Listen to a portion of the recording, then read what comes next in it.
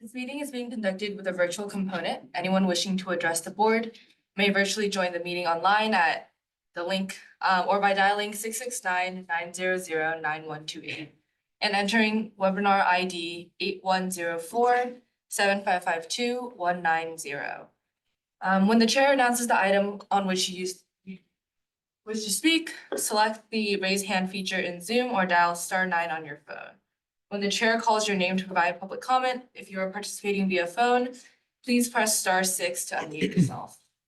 Any emails received by 4:30 p.m. today were forwarded to the PSAB. Emails received after 4:30 will not be read, but will be entered into the record for the meeting. Recently, regional and local elected and appointed bodies have been subjected to disruptive, racist verbal attacks by anonymous callers during virtual public comments.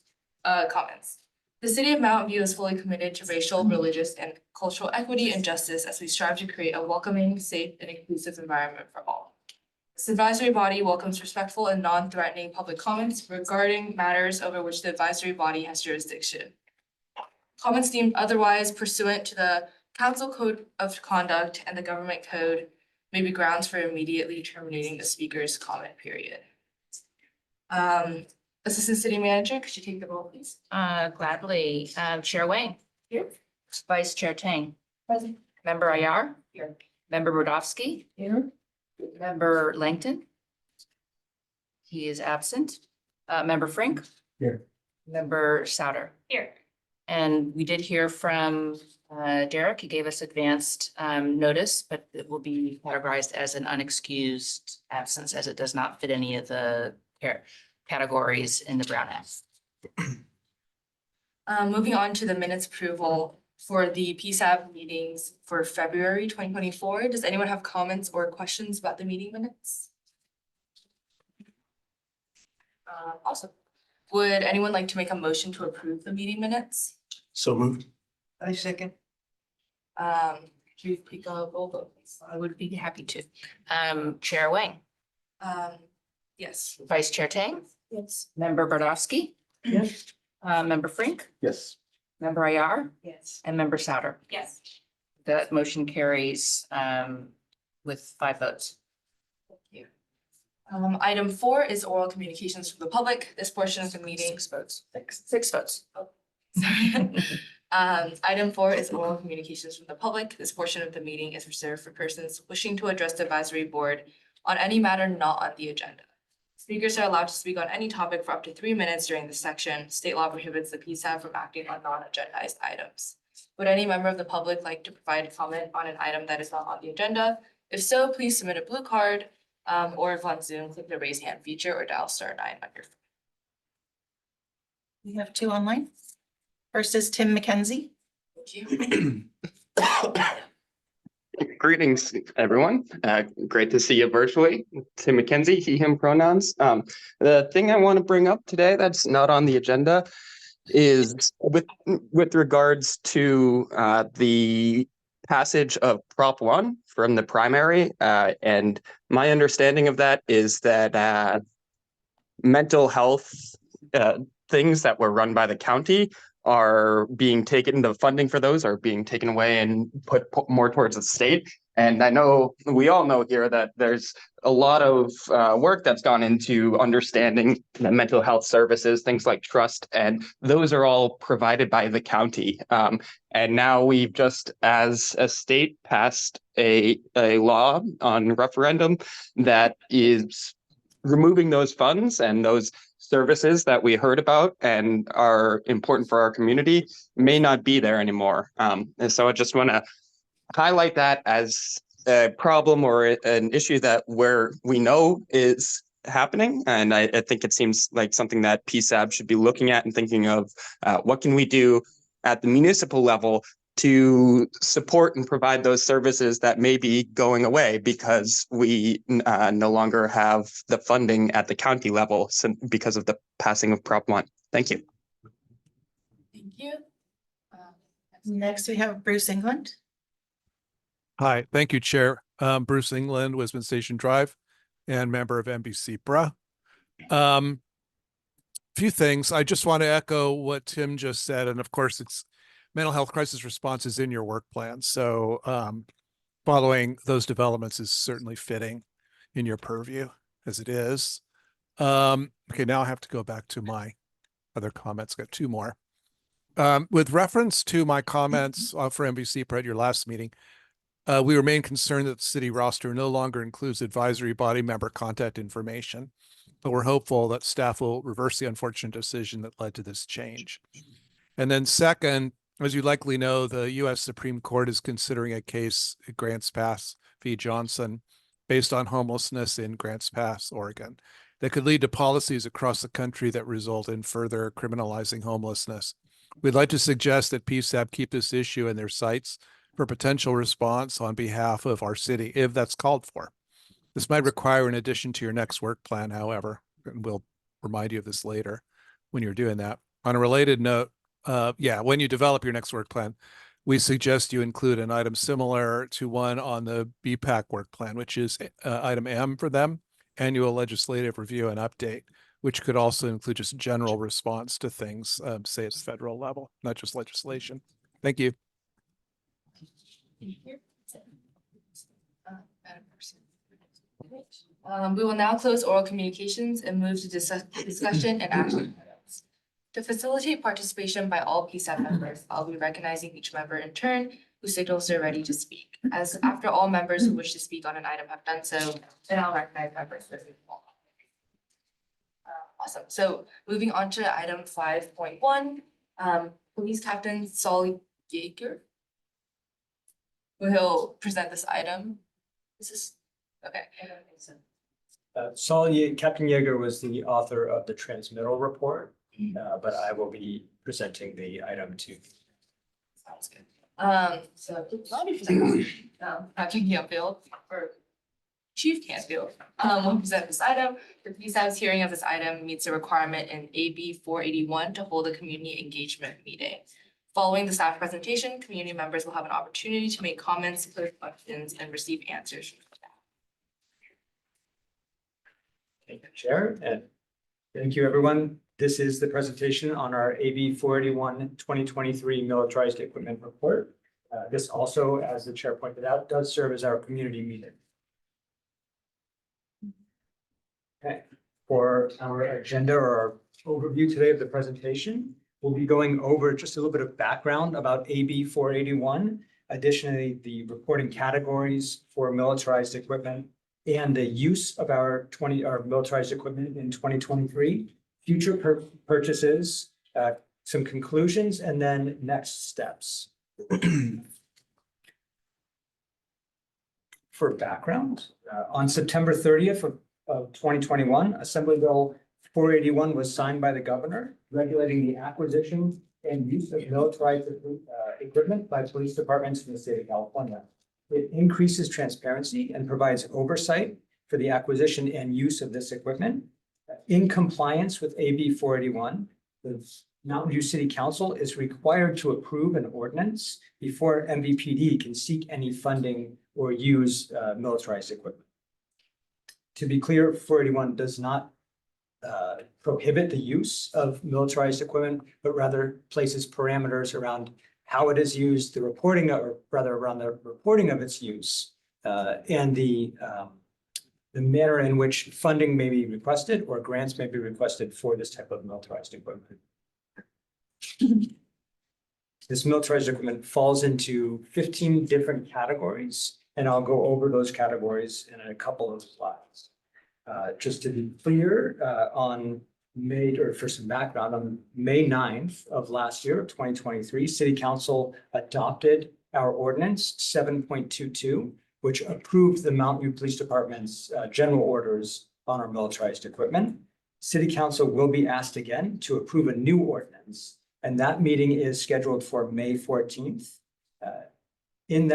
At that meeting, feedback from PSAB and from the public will be included in the presentation as well as in our staff report. I'd like to go into a little bit more detail about the requirements and the steps.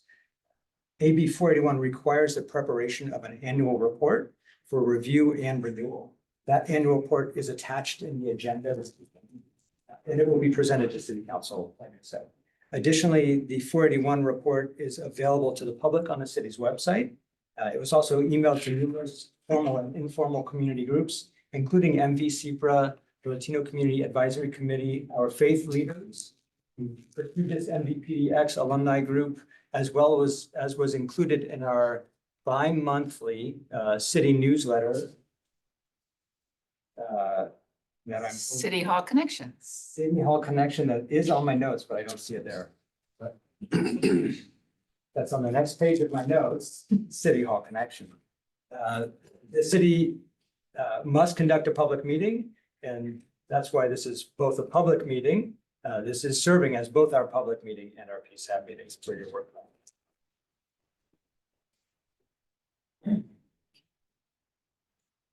I want to go over the categories that the police department does not have. I'll go fairly quickly over these, but certainly if there's questions at the end, certainly happy to discuss items we do not possess more. But for a quick overview of those 15 categories, there are 7 categories of equipment that we do not possess at the Mountain View Police Department. Kind of high level, an armored vehicle, highly mobile armored vehicles with tracks or wheels on them, any kind of mine resistant ambush protective MRAPs. Those were literally militarized vehicles. Weaponized aircraft or vessels. I guess that would be like a weaponized drone. I'm not sure. Any firearms or accessories that are designed to explode after being launched. A taser shockwave, which is a large bank of taser cartridges that could be placed, I guess, I don't know if they're still made, but when they were first made, but essentially a large bank of taser cartridges that could be remotely activated, or any kind of microwave weapons or water cannons, or an LRAD, which is a sound device. And then there's kind of a catch-all anything else section. So we don't have any of those. But the items that we do have are in these other 8 categories. So we have in category 1, drones and robots. In category 5, we have 2 items, a mobile command vehicle and a SWAT command vehicle. Category 7, we have explosive breaching equipment and battering rams.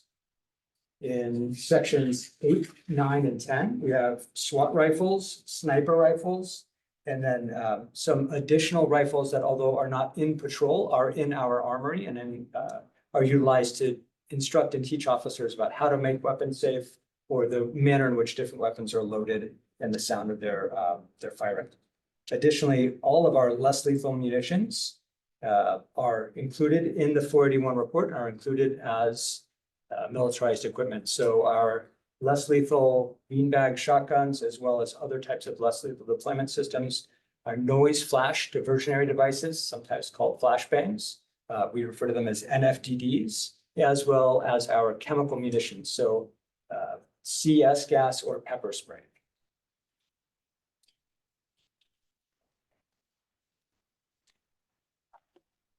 Before we discuss the use of the weapons in 2023 or the equipment, it's important to review some of the considerations for these items. Many of our military items have specific function and really do help to slow down and de-escalate circumstances. They can help provide both time and distance, but also provide a safe environment for our officers to make decisions and to enable other tactics to be used. That doesn't mean that one piece of equipment belongs in every circumstance or every call, but rather the more pieces of equipment that we have, the more different complex situations we can utilize them in. Our equipment requires training and practice. Everything from tasers to less lethal devices requires both classroom as well as practical training. And we regularly evaluate laws and case law changes and significant law enforcement incidents, whether our own or others, looking for lessons learned and how to develop them into our training. Much of our military equipment requires notification or approval from our law enforcement leaders, either a sergeant or somebody higher up rank. And most of this equipment is stored at our police station. So it's not out in the field with our officers. With that, I'd like to go over some of these items that were deployed in the field. And by deployed, I mean used for either a call out or for some type of emergency situation, not for training. But to be very clear, when I say deployed, I don't mean fired. So some of these items are firearms, or there are, these noise flash diversionary devices. None of them were shot or ignited or lit off. So just to be clear about the terminology. And as we go through the list, we deployed our drones and robot, both for a manhunt for another city's wanted homicide suspect that had fled to Mountain View, as well as for a planned SWAT activation, a high-risk search warrant. Our mobile command vehicles were deployed both for the SWAT operation, but also as command posts at everything from kind of a downtown technology fair to some of our more populated concerts that have a higher level of staff and require greater levels of command and control. Our specialized firearms, so those would be our SWAT sniper rifles, as well as our SWAT officers' rifles. Those were deployed in the field, both for that manhunt, as well as for that SWAT call-out. Our noise flash diversionary devices were present and were brought with them to the SWAT call-out, although again, not activated. And then our kinetic energy weapons, which is the AB 481 specific terminology for less lethal weapons. Those are deployed in every patrol car. Every officer is issued a 12-gauge less lethal beanbag shotgun. But then we also have other systems that were brought out, 40mm launchers that were brought out for both of those previous incidents as well. This next section, you're going to see, obviously, there's a heavy amount of overlap between the things that we used for training and the things that we used for call-outs. Obviously, everything that we take to a call-out, we have to train on, but this is a larger category. So for the items that we used for training, of course, we used our drones and robots, our drones and robot, our mobile command vehicles were present. In fact, our SWAT command vehicle is present and utilized for most SWAT trainings. It also stores a fair amount of gear, so it is brought to most of the trainings. The SWAT rifles, the SWAT sniper rifles are used at a monthly qualification. And the SWAT rifles, SWAT officers' rifles, are brought out and used at monthly training. Even if they're not shooting, they tend to be using them as their primary weapon. So if they're searching or moving, clearing buildings, that's the weapon that they would have with them. Our battering rams, noise flash diversionary devices, and explosive breaching, as well as our chemical munitions were used in training in the last year, as were our less lethal weapons. Items that we have that were not used include some of those specialized weapons that we talked about. So the non-deployed types of rifles that we have, as you saw in that 481 report, we have one AK-47, we have something called a Steyr AUG, some rifles that are less common to be seen. Although we don't use them every year at training, we will roll them out to trainings to make sure that officers are familiarized, but it has to fit into our training. Additionally, we have a 50 caliber rifle. That 50 caliber rifle and its ammunition were not used in this last year in training. And some of our kinetic weapons, specifically some older 37mm less lethal launching systems, were not used in training.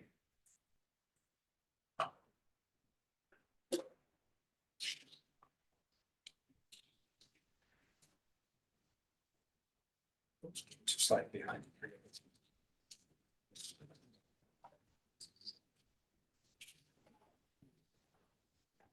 So these are a summary of equipment purchases for this next year, or for this last year. And if you look at the 2023 purchases, we replaced 2 of our existing drones.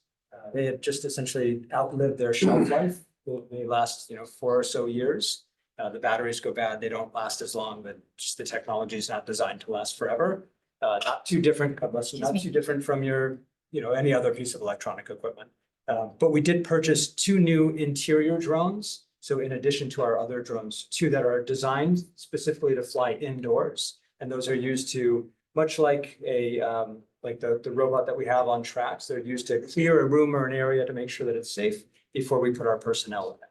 Or to look for somebody in a dangerous, let's say if there was gas in a house and we had to search, but we didn't want them being in there.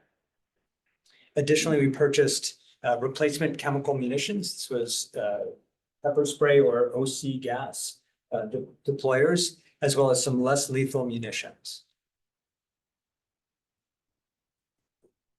Looking at our upcoming replacement purchase requests for 2024. This isn't new equipment, but this is replacing things that we have or things that will be expiring. We have some 50 caliber ammunition that we intend on purchasing and is listed in our 481 report. Explosive breaching equipment, some 308 ammunition. That's the ammunition that our sniper rifles use. So that does need to be replenished and it's used monthly. I can talk a little bit about this later, but the 12 gauge beanbag ammunition, that's $3,000 for those. I'll bury the lead. We'll circle back to that in a little bit. And then our nose flash diversionary devices and our chemical munitions, those have shelf lives. So although we have not used up what we have, it has reached its, it will be reaching its expiration date. So we need to replace those in advance. And that brings us to the burying the lead, that $3,000 for ammunition. If we end up replacing those pieces of equipment, we obviously won't buy the ammunition for them. This is these 40 of the 40 millimeter single shot sponge round launchers are intended to replace our existing shotgun systems that we have, those 12 gauge beanbag launchers that we have in every patrol car. The intent of the department is to replace those, ask for funds to replace those, so they are listed in our 481 report.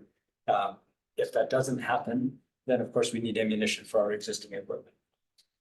But the cost of replacing the 12 gauge less lethal launchers and the ammunition is about $66,000. There are additional costs associated to that by the time you put the locking mechanisms in the cars, a red dot optic, a flashlight so people can see at night, and a sling.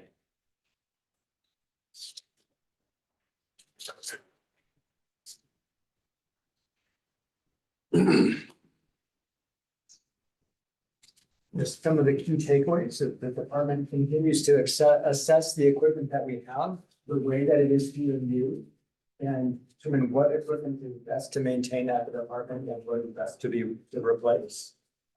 In 2023, most of our equipment was minimally used. Most of our militarized equipment was minimally used, and much of that use was training usage. We did not have any complaints or concerns from the public. However, there was one policy violation. And as you recall from, I believe it was the last twice yearly reporting, we had a less lethal 12 gauge shotgun beanbag launcher secured in a vehicle, and it was fired while kind of locked in its locking arm, and it discharged a beanbag into the roof. It was fired by a child during a school demonstration or school inspection of a vehicle. That is noted, as are any policy violations noted in our 481 report. Next steps, we will be receiving feedback, of course, from the PSAB and from the public, delivering that to City Council on May 14th. Included in that presentation and in that staff report will be the comment. And then we will be requesting that City Council adopt ordinance 7.22, and that is the ordinance to approve our policy 709. With that, I'll open the floor back to you, Chair. Do board members have any questions for this item? I have a number of questions. How big is a drone? And there's your two types that you mentioned, interior and exterior. So how big is an interior drone? An interior drone is much smaller, and it is designed to have less kind of thrust that won't push papers and random things up into the air and get into the rotors. I believe the interior drones, Wahid, would they be about the shape, size of a plate? Yeah, I would just Piece say, of paper? yeah. They're fairly small. And then the size of an outside drone, it really varies. So we have one larger drone and one that's a bit smaller. Our larger drone is better in higher wind environments and has a stronger battery. But we will rotate between the two depending on the environment and the battery life. And you charge the batteries? We charge the batteries. We have drone team that has FAA license specifically for drone flying, and it's a very regimented program. So they have to have an observer who watches where the drone goes, as well as the person who's flying it. And they will bring them back and rotate them with their battery to replace the batteries. Some things that we do, we don't control the timing of, so we may be waiting for somebody to come and go and trying to time it just right. And there are times when we're kind of holding a drone a little longer than we want because we want to get the battery out. But in general, we try to schedule as best as possible to flip-flop the drones, to shift them out so we have continuous drone observation for a high-risk area. But they can also be used, to do everything, use them to check the roofs of buildings for potentially, firearms that may have been thrown. We've helped look for, when there was concern, not this year, but the year before, about in the creeks with the flooding and people who may be living down there in danger, looking for encampments to help bring in resources. They've been used to look for missing persons, et cetera. So it's the right drone for the right need. So you've mentioned two chemical weapons. One is pepper spray. And the other, you said CS gas? Yes, CS gas, it's a chemical irritant. I can't tell you exactly what CS stands for. Pepper spray is oleoresin capsicum. The CS is a very standard gas used as an irritant. It is essentially tear gas. Our SWAT operators, they get exposed to it annually. It's an irritant that affects your mucous membrane and your eyes and nose. And then finally, what's the kinetic energy weapon? It's a less lethal device. It's the state's way of categorizing a less lethal device. So it fires a round, an object flies from it, but it's not a traditional bullet. So it's not intended to cause significant bodily injury, but to gain compliance through the impact of the object. Thank you. Yes. If there's decreased use of items over a period of time, like the NFDDs, they're expiring, there's been 5K more on them. Would you notate that and then use that money for something else? Like, would you continue to buy something that you just don't really see use of over a period of time? So I hope that we don't have to use our NFTDs for anything but training. That is a loud crack and a very bright light that would be used if there was a high, not just for a SWAT operation, but a SWAT operation where it's a higher risk circumstance. So ideally, we have them, we buy them and they expire. We use what we use for, we have to have enough for training. And then we also have to have enough for call-outs. If we don't use those in call-outs, it's a really good thing. There are some items that we would reevaluate and order less of. Some you just need to have a surplus of, and ideally you don't use it all up. NFTDs are one of those items. Okay, is there any of the items that you have that can be resold, I guess, so we can get money back and then use that money towards something else that we could use more, I guess? Yeah, the less lethal shotguns, the 12 gauge less lethal shotguns would, if approved by city council, to move forward with our replacement to the 40mm sponge rounds, those would become surplus. That would be an item where we would evaluate whether or not there's a benefit to keep it, and we'd be likely looking at getting rid of that surplus of weapons. It's generally speaking, we don't cycle through a lot of guns. We don't buy a lot, so we don't tend to trade many in, but that is something that, if approved, we would have a surplus. Okay, that's helpful, thank you.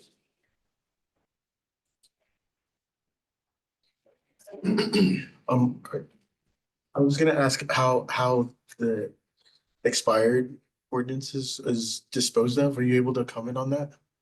Yes, so it's, we have to have a training location that allows the deployment Oh, I of see. the ordinance, and the goal is to, generally speaking, is to deploy it out in a safe location before it gets too old, because you don't want the fuses to not work. You just want it to be less effective in that kind of sweet spot. It will expire at a time. They're designed to expire, but still function. So the goal is to get rid of them out of training. Often we'll go to either the sheriff's office range or one of a couple of sheriff's office ranges. Or we can train at a few other locations that will allow us to deploy CS gas or flashbangs, noise flash diversionary devices. Right. And are you able to share how the sponge thing works? Yeah, it's so the name is, it is the proper name is, it's a sponge round, but it looks kind of like a 40 mm cylinder with a foamy kind of rounded tip. So it's bigger in size, but it is, thus more surface area for the impact. So it looks kind of like a cylinder with a padded almost kind of bullet tip, but it's, substantial in size. Right. Yeah. Thank you. Other members have questions? I have some questions. I'm curious about the CS gas or the OC gas. What are the situations in which like those could be used? And then, have they been used? So we have not used CS or OC gas as a slot in about 20 years. I think it's somewhere around 28 years deployed on a call out, but that's before I started. We do have pepper spray that's not, that is carried on an officer's belt. And that has been used, once, rarely twice a year. Over the number, I can't think of 5 years us using it. As tasers become more of a regular tool. But that doesn't qualify because it's kind of carried by an individual officer is different than the manner in which the tactical team might use the pepper spray. So it's a different, although same chemical, it's not a real. So kind of, I guess what's the policy around using? So those- it would be, they are used at the, only by people who are certified to use them. So we send officers to chemical munitions school.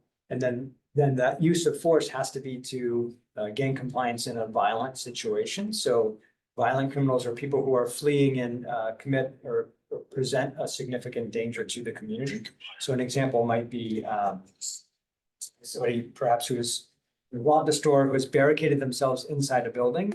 And now we believe they may be armed. So to get them to come out of an area or to maybe push them into a different area that's more ideal, an area where we could make an arrest, we would introduce gas into a space, chemical irritant gas into a space designed to then move them out. There are specific regulations where you have to ventilate those windows. You have to be able to ventilate the area after a certain, depending on the volume of the room and the calculations that are done on the volume of the room, before you're allowed to introduce that gas in. So you have to know that you can ventilate it out before you place that in. So that's why there's specific requirements for who can use it in specific trainings, because they have, based on the shape of the building and the type of roof and the dimensions of the building, make calculations, document those calculations, and then submit those with the police report. It doesn't tend to be used very often. Actually, you know what, we did use it wouldn't qualify probably as a 481 item, but there was a pepper ball gun that was fired. So pepper spray, again, it's going to be like a irritant pepper spray that was fired inside an apartment 2 years ago. It occurred to me that we did have that use, but that wouldn't qualify as a 481 item unless you're designed to shoot it at somebody. It was just introducing a aerosolized pepper spray. But now again, the design of that was to encourage somebody who had threatened to kill somebody with a knife to come out of an area in which they were hiding with possibly that same knife.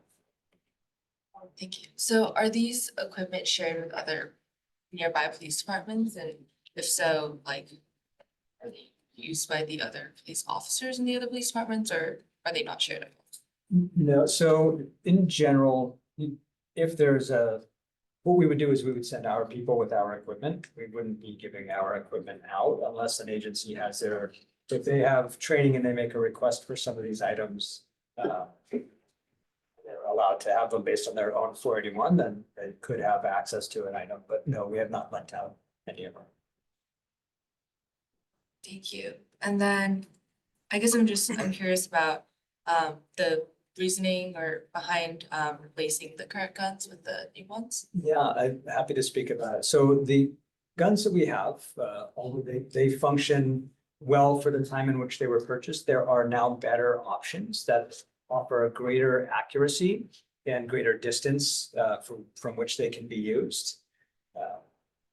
Additionally, the existing weapons that we have, those less lethal deployment shotguns, they sound more like, they sound identical to a 12 gauge shotgun when they're wrapped. And there can be more concerning and alarming to the community. So there's a number of reasons why system designed specifically for launching lethal sponge rounds is better, but in short, they're more accurate. They work from further away. And they don't get confused for a firearm. When was the last time that like you, I guess, like issued, I don't know, new guns that like everyone has was purchased for the police department? So our last set of handguns, those would have been our handguns that we wear on our hips that every officer is issued. And those they were issued by Chief Bozell. So I'm gonna make a quick estimate in my head and say 4 to 5 years ago. And what about like the rifles? Rifles we have replaced sporadically as maybe we needed a few here or there, but in general, we have not purchased rifles, absent SWAT rifles. So for patrol, the fleet of rifles that we have, we've had for 20 plus years. Some of them are starting to show that wear and tear. But the fleet together, so to speak. But we have replaced our SWAT rifles in the last couple of years. Does anyone else have any questions? I have one last question. Did you mention 481 item is something that is actually used or deployed on a person? Is that how you characterize it? Or did No, I just hear- apologize. The 41, AB 481 has 15 different categories of items. All of those items are deemed to be militarized equipment. Some of them launch something out of them and others are a drone that just hovers and takes a picture. Yeah, it was my misunderstanding. I just want to make sure it's not something that you have to deploy at a person. It could be. Absolutely not. ranged. It Perfect. literally can be a, command post as we were looking at that kind of broad range. There are a lot of things that it can be, but everything from an armored vehicle to a drone to a gun. Right. Okay. All right, I will now would any member of the public like to provide comment or ask questions on this item? If so, please submit a blue card, or if on Zoom, click the raise hand feature or dial *9 on your phone. We have two. The first is Bruce England. Thank you. Bruce England, Wisman Station Drive again, and member of MV-SEPRA. 2 quick comments. Get to my notes. We noticed that attachments 1 and 2 were not posted as searchable. So we ask, as much as possible, do post searchable documentation for PSAB meetings. Of course, it's important for both equity and as a practical matter for terms and data searching. And then second, and Chief Canfield knows this from me, so it will be not a new thing from him, but we're wondering what destroyed actually means for retired or surrendered weapons. Suggestion that seeing example photos by the contracted company might be useful to this end so we can see what they mean when they say destroyed. One of the problems is that a weapon can be considered destroyed and yet the parts can be used in a kit for creating new guns, which can be unfortunately ghost guns. So just including that, again, Chief, you are aware of this, so hopefully we'll find out more about this subsequently, but just raising it here for PSAP purposes. Thanks. Chair Wang, in that this is serving as a community meeting, our normal practice would not be to respond to questions. But for this item, if there is a question posed by a member of the public, then it would be appropriate for the chief or staff to respond. I don't know anything about the searchable document portion of it. Certainly it's something we can take a look at. I don't know how to do it, but it may be that the format that we sent was wrong. But we'll double check and take a look. As far as what destroyed means, and Mr. England and I have had some conversations as of some other members of the community regarding destroying our firearms versus or what destroying them means when we say that we've gotten rid of a firearm and it's been destroyed. There was there's Washington Post or New York Times article about weapons on the East Coast that were sent to be destroyed, but what was really destroyed was only part of the weapon, thus leaving a lot of the weapons to be repurposed, the components to be used to assemble into other firearms. Our firearms, and this is something that if of interest, can be reviewed at another time, or perhaps as part of the work plan, but our firearms that we list for destruction are taken to a third party who takes photographs of them and has them smashed completely by like a they're flattened, then takes another photograph of them. Yeah, and that metal is then turned into rebar. The only other thing that we would allow, if I approve, if the city approved, would be for those items to be mechanically broken and then used in art installations. So that is something that the company has done, where they've taken, firearms that were used in crimes or seized by the police and utilize that artist groups, out of which, as far as I know, and as much research as we have done, can be used for other weapons, other than, I guess, smelting into new ingots of steel. The next is Tim McKenzie. Hey, all. I'm just I don't understand the term less lethal. Lethal is a binary. You're either alive or you're not alive. If something is lethal and has the potential to kill someone, it is a lethal weapon. They're adding the qualifier less to try to take some of the edge off is not actually changing the material reality. I want to register my opposition to getting these, spending almost my entire yearly salary on getting new weapons. That there was this situation where someone let a child fire a beanbag shotgun in the car. That was absolutely absurd to hear about. And the fact that also we didn't really hear about it through PSAB when we were talking about SROs and school programs, and only sort of later on seemed like a troubling development. We do not use these. We just heard that they are very rarely, if ever, used, and the only specific situations the beanbag shotgun being shot by a child is unacceptable, and it is the empirical reality, the evidence that we have of how this is operating in our city. I don't think that we should be getting more weapons when we've demonstrated some irresponsibility in it, and it's something that, as we just heard, we don't really use, we don't really need. It's only used for training purposes, and it has not, they're not, I don't think this is where we should be spending our money. Just to tie back into what I mentioned at the beginning of, we are losing the county services for trust and mental health things, that money is going away and for things that our city needs. And we could step up and provide them at a municipal level, but there's only so much money to go around. And if we're spending tens of thousands of dollars on weapons, that is showing us where our priorities are. And those aren't the types of priorities that I think our city should be pursuing. Thank you. I'll be cautious, Chair, if it pleases the chair, to answer the questions, but not try to be an apologist for the concerns about the Mountain View Police Department or that other issue related to the internal investigation related to firing of the less lethal beanbag round. As it relates to the term less lethal, the weapon is designed specifically not to be lethal or to have less likelihood of lethality.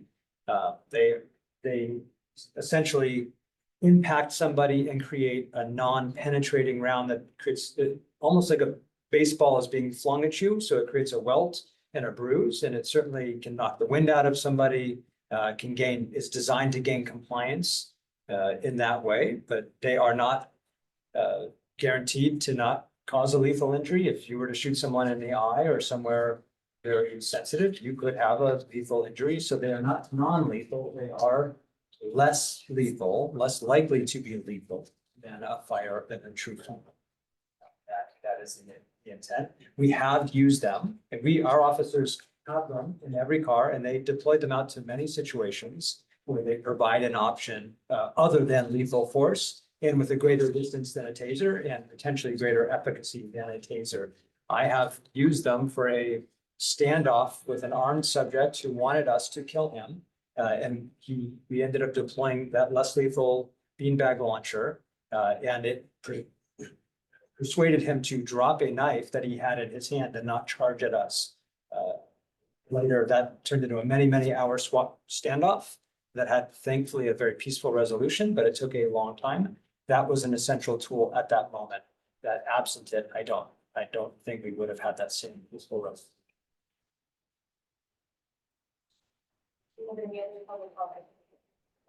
I'll now bring this question to staff for discussion. Do any board members have comments?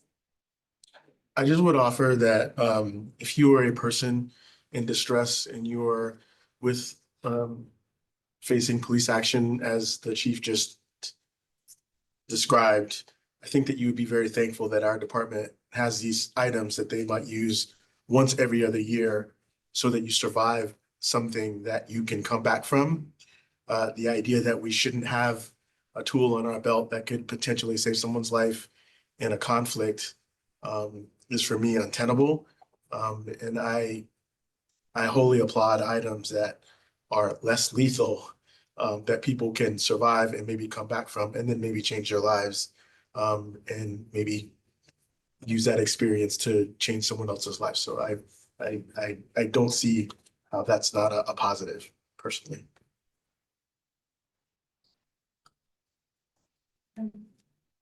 I'd like to understand situationally when officers might deploy less lethal versus lethal. Then of course, I'm like, why don't you just always use less lethal? So there must be situations where you really need to reach for the handgun versus the sponge dart versus Sponge round. sponge round. So less lethal, if you're immediately experiencing acute threat of death or serious bodily injury, then a less lethal weapon is not the best tool at that time. If you have time and distance, if you have some space and perhaps a shield or a vehicle in between you and somebody wants to stab you or hit you with a baseball bat, that's a perfect tool at that time to gain compliance. But if you were, if I was going to stab you from our distance, if the less lethal round did not work, likely you would be stabbed. So it's probably not the correct tool in that circumstance. So it has to be to prevent, significant bodily injury. And certainly one does not mean that you will never have to use the other, but with proper tactics and deployment, utilizing a less lethal provides an opportunity to not have to use a lethal weapon. Are staff trained they are not in imminent danger to utilize the less lethal option first? Yeah, if you're not in imminent danger and someone else is in imminent danger, not in imminent danger, then you can't use lethal. It's not a first or second lethals out of the toolbox. And then, the use of, so we do have non-impact, less lethal tools. We have it's called a bola wrap, and it is essentially not as cool as throwing a bola wrap, but it is two weighted strings that fire from a little handheld device that our officers wear, and it wraps around the arms or the legs of the person. We can use that in less violent circumstances. So it's not that we have just one size fits all, but our tasers have to be used for violent tasers and our other less lethal means other than our bolt blast used for violent resistance or threats of violence, or a likelihood. We can interpret a circumstance, perhaps someone that's very enraged, hasn't presented threats, but was throwing items around and is very powerful, and if not gain compliance. Would be reasonable to an officer that somebody is in danger, a less lethal tool. That's what our vote. I guess I'm just curious what the rest of the board thinks about purchasing this new kind of like, it would be like standard weapons, I guess. As opposed to continuing with the ones that we already have. If we want to have this discussion, I'd be curious to know everyone's thoughts. I think that it seems like a more accurate, which means could be potentially less lethal since the accuracy would be better with the newer equipment, and it seems like a smart use of funds because of the soft padding versus beanbags. For me, the opportunity to deploy at a greater distance means that the officer is in a safer position. And so for me, that's a win. But I also wanted to say the less lethal devices would more often be deployed when you have numbers in a situation. Is that correct? In other words, if an officer is by themselves, it's less of an option versus if there's backup. Is that? Specifically, the beanbag launchers, those kinetic energy weapons, not tasers, absolutely correct. I didn't understand what was correct. It's correct that one would use, an officer would be trained and expected to deploy a less lethal weapon in a high-risk situation with a partner who was there with them. But that's excluding that taser is a little bit different because the threshold, the barrier for use is a little lower.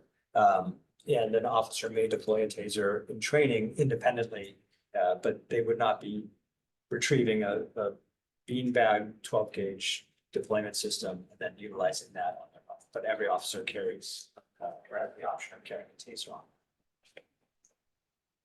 I guess one hesitation I have is just, I'm wondering, maybe you could speak more on like, for example, like why is like the moment, I guess, like what kind of internally were you, I guess, like thinking about in terms of we need these new tools now, as opposed to like the past or in future years. Is it just like, is it really not working? Like, is there, I guess, if you could walk us through like maybe the need. Absolutely. So to address the need and the why now, I don't want to come to a circumstance or a time when I need it and I don't have it. That is not the right time to need to have your team trained and equipped and prepared to use a better tool. I believe we need this tool now because it is more effective. When we need it, it will be there. The cost, although $100,000 for all the equipment, 100 plus for everything combined, is not nothing compared to an ineffective round or a round that misses and hits something else. It is believe it or not, it's a fairly low dollar amount. Additionally, the more time we spend not having the best equipment, I feel like we're just getting lucky. And that a circumstance where the equipment that we do have and it doesn't fit, doesn't work for the scenario that happens in the field, that's something that we can prevent. There are these kind of some kind of left of boom, right of boom. If boom is a bad event and it's a linear kind of line, I want to prepare for problems or the boom, the bad thing, before it happens and not try to figure out how to address it after the thing has happened. So this equipment is relatively cheap and can prevent significantly higher costs, but also help save lives, prevent injury to community, to officers. And I don't want to take away from the seriousness or the frustration or disappointment and the circumstance that happened with the less lethal shotgun in that car. But these don't fire in that same simple way, and it would be much harder to have a circumstance like that. These are specific tools designed for this, not a repurposed tool. That 20 years ago was really the best thing that people had around. But that's 20+ years ago. There's a much better tool. It's become much more adopted across the board. It's easier to use. It's more accurate. It's less complicated. Those 12-gauge shotguns, if you don't grow up shooting a shotgun, they're intimidating. They sound like a real gun. That can raise the adrenaline and the fear in other people, including officers who are accustomed to that racking sound. These don't, even when they're fired, the 40 millimeters don't sound like another firearm. So you're less likely to make people around you believe that a gun has just been shot, including officers who may be part of a very tense standoff. So it helps them know the difference between what weapon is being fired. I think that they are the downside, which is, spending a significant amount of money. It is significantly less than what it could be if we didn't have that tool and we needed it. And I think that the benefit far outweighs the downside of the cost associated to it. How old are the beanbag? The beanbag shotguns that we have, the 12-gauge beanbag deployment systems are so old that I couldn't tell you. They are 20, I want to say these were That was the 20 you were referring. 20+ year old items. They were repurposed to be exclusively beanbag deployment systems in coordination with the county protocol and how to transition them over and what colors to make them, et cetera, well over 20 years ago. And those were our primary shotguns, our primary like long gun firearm of the department before that for, I suspect, 40 years, but I don't think these are 60-year-old guns. They're probably somewhere around 30-year-old firearms, something in that timeframe, but a long time. Does anyone else? I have a process question. Are we voting on anything for this item? Are we voting on the request made or is this informational? It's your input is being taken down so that it can be communicated to the council when this item comes back to the council. So any questions or concerns will get summarized. So if there was a concern about a new purchase that was held by a majority of the board, that would be communicated to the council. No motion is required for this item. However, staff will summarize public and PSEP comments and provide them to the city council when AB 41 military equipment annual report is presented to them on May 14th. All right, moving on to item 5.2, Police Captain Wahid McGee will present this item.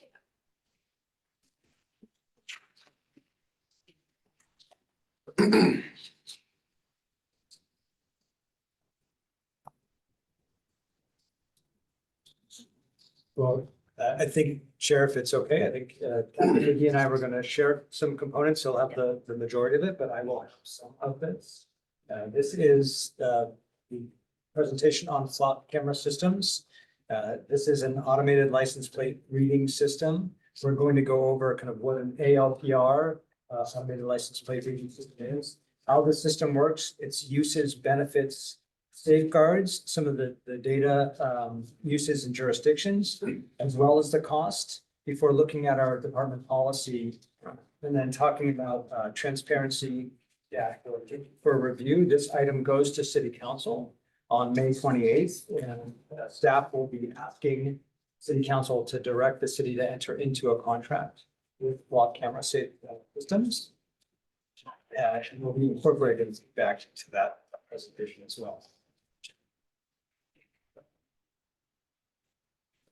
So flock is essentially it's a fixed or a mobile camera system that takes photographs of passing vehicles. These photographs capture license plates at a specific angle, and specifically it's the back of the vehicle. That data is both retained for future search, but it's also able to then search into existing data systems. And it looks for this in this nationwide database. It looks for vehicles that have been entered into the NCIS as either as felony vehicles. So they may be stolen, they may be associated to a crime. So Captain McGee will expand on some of that. They are specifically placed to capture the rear of a vehicle as it passes. And they generally do not capture the driver's face if you were maybe turning the wrong direction on a roadway, because it is angled specifically to capture that back license plate, it would capture your face. But it does not capture the front of the driver based on the placement. You can see it's pointing in one direction, and I'll show you in a moment what a standard photograph from a flock camera looks like. Daytime photos capture a license plate. It's just a standard still frame photo of the car. But it also captures and can place into a data system the color of the vehicle, make and model, and significantly, not just the license plate, but aspects of the vehicle like damage to the vehicle or bumper stickers or two-tone paint or unique kind of identifiers of the vehicle. Nighttime photos are obviously a little bit more limited based on the amount of light. So you have the license plate of the vehicle. You also get, based on the shape of the taillights, a recommendation based on the type of vehicle. This is a photograph of what you'll see from a standard flock camera picture. We've blurred out the license plate because we don't know who it belongs to. So just for anonymity, but you'll see a vehicle hopefully changing lanes because it's kind of in 2 lanes here, but you can't see what the driver looks like. You can see a tiny bit of that front windshield, but that's about it. And that's because the system is designed to do just that, capture the back of the vehicle. Captain McGee is going to walk you through the kind of basic ways in which the flock system would be used. Thank you, Chief. So it starts with a license plate, but I think it's really important to notify all of you that it actually can be used without a plate. And so we know for various reasons, criminals sometimes don't want you to know what vehicle they might be using, if it belongs to them or maybe it's stolen. So we can actually use Flock, if approved by council, to actually search for vehicles without a plate. Let's say, for example, there's a suspect that's been continuously coming into Mountain View with a certain type of car without a license plate. We actually build an alert for that vehicle, even without a plate. But specifically with license plates, it starts with the plate itself. As you can see, 2 SAM 123. When a vehicle crosses that ALPR camera, it captures it and then runs it pretty instantaneously through various databases. The main database that the chief had mentioned is one of them. And then we'll get a near instantaneous alert if there's a hit on one of those vehicles. For example, as the chief had said, Amber Alert, stolen vehicle, something that's specific to that vehicle, not the registered owner or anyone tied to it necessarily, but for that vehicle itself. That hit will be relayed to our dispatch center, as well as officers in the field at their MDCs, which is their computers in their cars, as well as their work phones, so that they can actually see that alert themselves as well. So there's no need for dispatch to send that image to patrol officers. Everyone's getting it basically at the same time. Dispatch will actually be the kind of the key holder to make sure everyone's aware of it.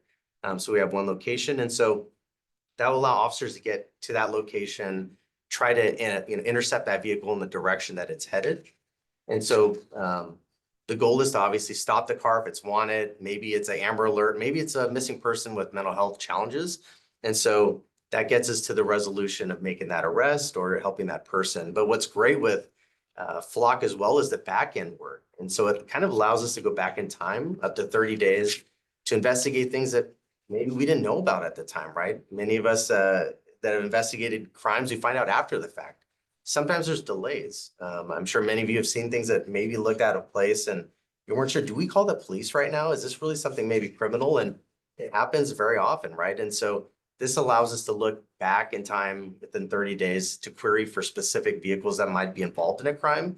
And so it really helps us put together the missing piece. And so an example would be, say that there's a reported, that black RAV4 that you'd seen with a plate was reported to have been part of a crime. We can go back through our databases, through those cameras and search for that specific vehicle. Then that will lead us to potentially a suspect in a crime. So it's really wonderful how there's 2 ways to really use Flock. As mentioned, Amber Alerts, missing people, criminal arrests, stolen vehicles. That's one of the big things with Flock, is giving us that alert. Stolen vehicles are very often used for other crimes, for robberies, you name it. They want to use that stolen vehicle because it's not really tied to them. And so we'll often see that this is tied to package thefts, catalytic converter thefts, That's a big one that I think the region has seen as a big impact to a lot of people. Didn't run investigations. Fortunately, they happen. We had a really bad one last year, unfortunately, at El Camino and Clark, where a subject that was heading to work was crossing the street in the far right lane, or number 3 lane, and they were struck. Unfortunately, they were killed. We had a witness that saw the vehicle itself. They weren't sure what exactly was occurring. They heard a hit in a damaged vehicle, which was a Nissan Altima, believed to be. We had video camera footage that matched that description with front bumper damage. Unfortunately, we didn't have a plate. And so basically it's unworkable. We can't, how many Nissan Altimas are in the Bay Area? We just don't have that ability to match that vehicle. And so, based on the locations we are planning on, we propose to put them, I believe that we would have got that license plate and then potentially solve that crime. One more thing, if I could just quickly touch on crime trends. I'm really excited about this piece. A lot of times the crime that occurs in Mountain View, it happens in different areas. They don't just come in one block and leave town. They kind of move through Mountain View to find victims. For example, catalytic converters. It happens in sprees. They'll come in, a day or two pattern, same time frame. What's nice is that Flock can help us put together, okay, what car was in all these different areas at the same time, the same date? Yeah, you might find the newspaper delivery person is one of them, but most likely you're going to also capture the suspect that's in all these areas in the middle of the night. So it's a really exciting element of Flock. Again, we've talked about real-time alerts, getting officers into the area. It doesn't mean we're going to pursue them, right? And maybe there's a lot of people out and about. If it's downtown, we're not going to chase and risk someone's potential safety, but it gets them out of Mountain View. That's one of the big things, right? We don't want them victimizing other people. We want them out of town. And so if we can arrest them, great, that's the goal. But again, if we can just move them along and prevent other crimes, that's a win still. The ability to go back again in time and put things together with actual information like a license plate or even just a vehicle description, even if we don't have a plate, putting a suspect vehicle in the area that we can maybe match up with other data and other investigative leads is huge, as well as the regional coordination. I think we're all well aware that crime doesn't just happen in Mountain View and stops in Mountain View. It happens up and down the peninsula. So working with our regional partners to put things together and working together, share our information when approved, and we'll get into that by the chief, but be able to share and work together to solve crimes. So very clearly what Flock is not, what this system is not. It's specifically designed not to be facial recognition. Both the company and the police department's policy forbids its use with federal immigration enforcement. State law prohibits sharing of information with out-of-state abortion investigations. It is not tied to a person at all. So if Wahid had a warrant and he was driving his vehicle into Mountain View, I wouldn't know that with my Flock cameras. It is tied specifically to a vehicle and not to a human being. So it does not know who's driving a car. It does not attempt to know who's driving a car. It is not used to write enforcement of tickets or traffic enforcement, although it is a powerful tool for potentially solving collisions and hit and runs. It is not used for traffic investigation, and it does not have long-term data storage. There is a 30 to 90-day window. Our policy right now is, if adopted, will be for 30 days of storage. But it is a short window in which that is accessible. So there are more robust systems that have been created in the past. In many ways, they keep much longer data sets, and they have pictures of photos and vehicles associated to the other vehicles. But it does not strike that kind of sweet spot of public safety, but not overarching data collection. Looking at the cities in our county, you can see how many cities in our county have Flock camera systems. We've proposed in red here at 24. The city of Sunnyvale and the city of Cupertino currently do not have Flock systems in place. Cupertino doesn't have a police department. They use the sheriff's office. They have police services, don't worry. They use the sheriff's office for their contract law enforcement services. But other cities that do use the sheriff's office, like Saratoga, they in fact have Force 9. So it is not that they're The sheriff's office doesn't use them. In fact, they do. San Jose has 450 of them. Looking at cities that are similar in our size geographically, Milpitas and Morgan Hill are both roughly about our same square mileage. And Morgan Hill has 50 of these cameras and Milpitas has 36. So we thought it'd be important to highlight some kind of wins that Flock have had. There's numerous, but for the sake of time, we're only going to cover a few. One of them is out of Morgan Hill that happened in April of last year. They were dealing with, and actually are still sometimes dealing with some gang violence issues. And so there was a shooting between two rival gangs downtown. One of the witnesses reported to the dispatcher that was taking the call that they saw a gold Honda. And so a really proactive dispatcher, in light of everything that was occurring with shooting downtown of their city, was able to actually use Flock to query and find this gold Honda Accord that was actually seen coming into the area. And then with the robust system that they have kind of like waypoints throughout their city, was able to actually track it as it's coming out of the area and heading to a regional hospital at St. Louis, which is right across the border into Gilroy. But that dispatcher was able to relay to patrol officers, hey, I think we have this car. This is the direction it's heading. And so they were able to actually get resources to the hospital about the same time where the hospital's reporting, hey, we just got this person with a gunshot wound. But what with the timing was that officers could actually stop the car.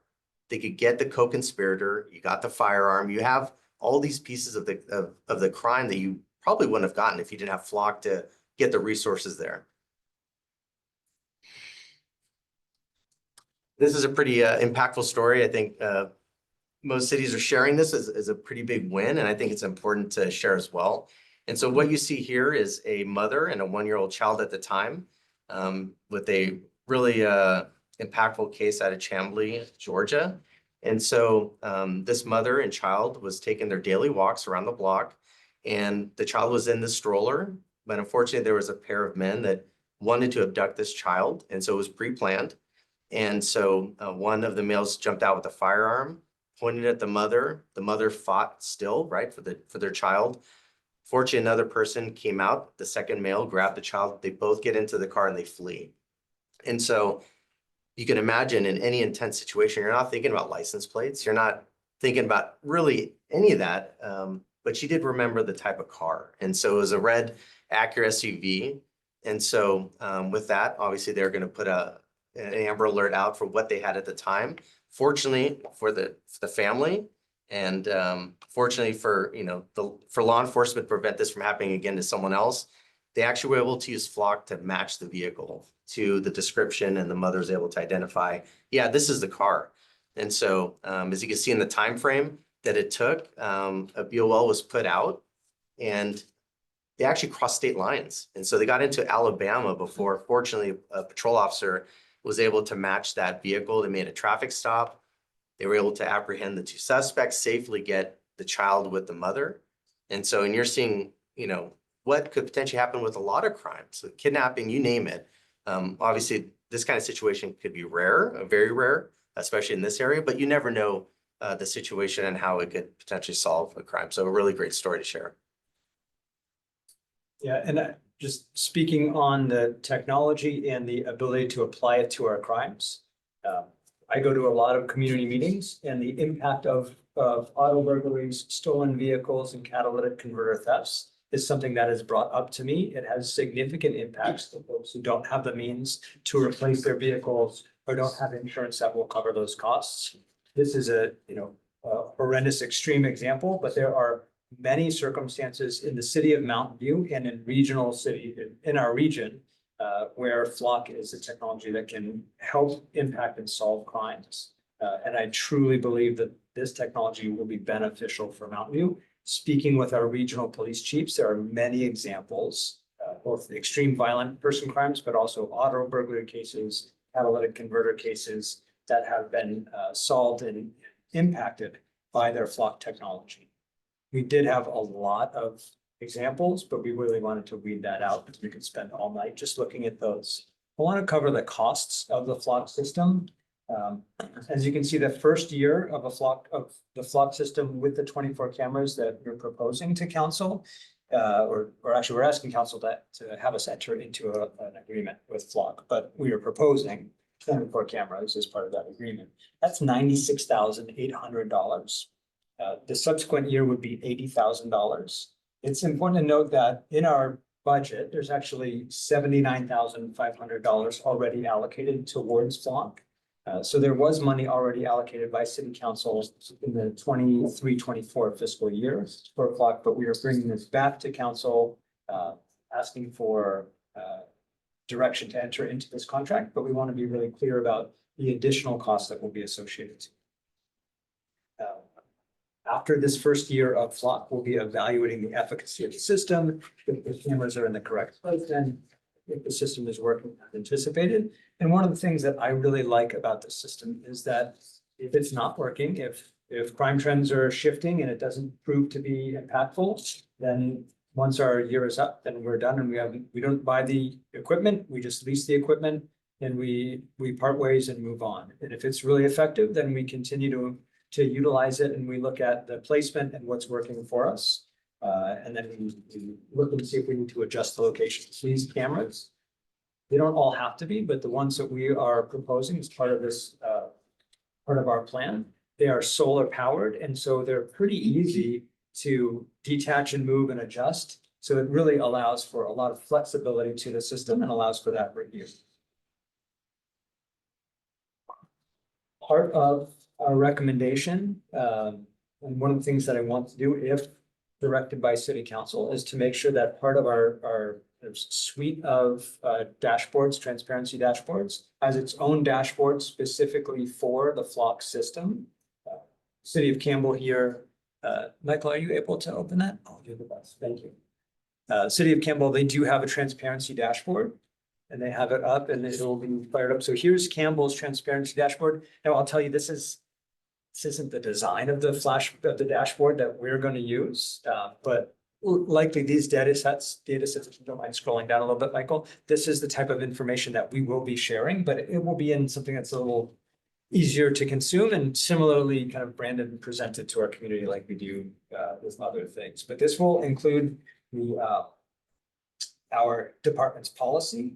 It'll include the number of vehicles that have had their license plates captured, as well as the number of vehicles that were either felony vehicles or stolen vehicles, the number of times in which the department has queried into the system, our data retention period. So what we're saying right now is 30 days. I believe that's a really effective sweet spot of data.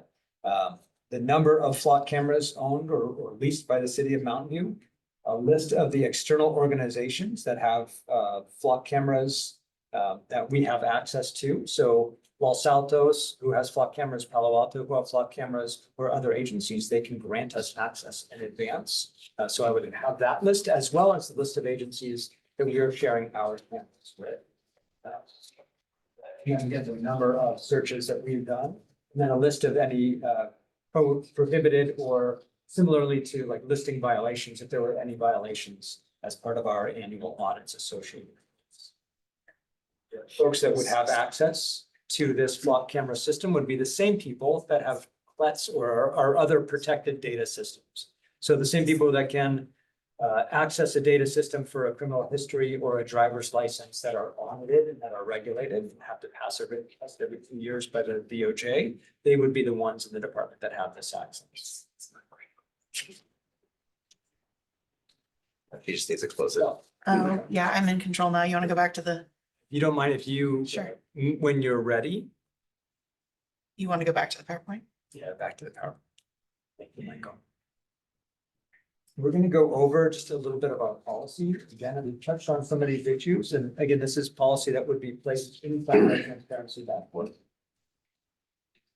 So policy 460 is going to outline our policy and procedures with how we can use it. I think one of the things I need to highlight is if we do query a certain license plate, we're actually required by the government code to store it for 1 year. Not only does that meet the government code, it's actually beneficial for us for auditing purposes. And so every person, as the chief had mentioned, has a sign in, their own specific password. they're required to enter a case number and the reason for the search. And so we'll be doing at least annual, if not biannual audits of the reason why people are querying certain vehicles to make sure we're following our own policy and procedures. Again, if there is no query, 30 days and it's erased, Flock does not own the data. The city of Mountain View owns the data, so they do not sell it. They don't share it without our approval. So I want to make sure that I highlight that as well. The only thing that is shared is agreements that we have with other agencies that the chief or his designee, which may be the special operations division captain, can approve. Again, want to highlight that it is against actually Flock's policy as well as our city policy for sharing it for any kind of federal immigration enforcement. And again, we'll be doing our annual audits to make sure we're in compliance. That concludes the presentation talk. We do have representatives from the company. If there are technical issues or technical questions and we're not answering, or the chair would like to direct questions towards if they are able to step to the podium and ask questions. But process procedure questions, obviously those would come to us. Thank you. Do board members have any questions for this item? Comment? Yeah, everybody also? Yes. Could we go back? You put up a bar graph that showed the cities that had it. And so it says Mountain View has 24, proposed, okay. And all the others are actually cities that use Flock right now. Correct. And they're actually like the city of Los Gatos and Morgan Hill are in the process of acquiring even more, but since they're not officially up yet, we're not adding those at this time. Well, just offhand, we're just not keeping up with the Joneses here. So I can say that I'm confident in the number of Flock cameras that we're placing and the manner in which they're being placed. It is highlighted in the staff report, but we wanted to be sensitive with time. Those locations were selected really to provide an overall safety for the entire city and not specific to one neighborhood, either for favor or for over observation. And the goal is really to assess how that is working. There are crime trends and problems emerging that indicate that we should be either adjusting the existing cameras or reconsidering the number that we have. But I'm happy that we're going to start at the right number and then assess. Okay. How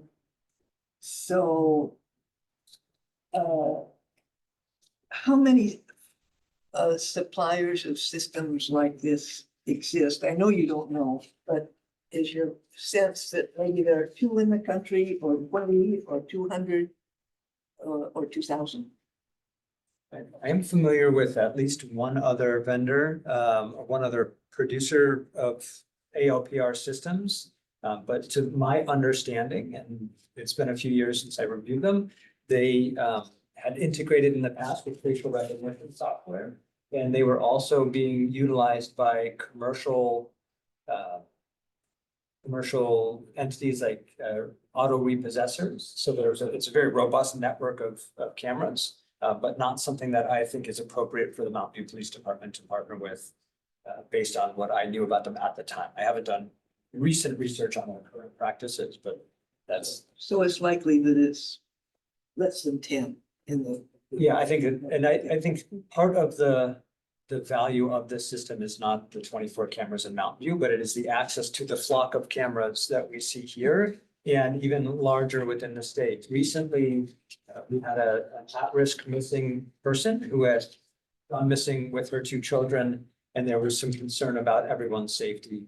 They were found very far away in the state, but the technology like Flock is really valuable for circumstances like that, where you need a flock of cameras and a broader network. But I would like to make sure that the cameras that we're using adhere to our same values, are consistent with the not being used for immigration enforcement, et cetera. And so it's much easier to partner with a company and partner with other agencies that are agreeing to the same set of rules.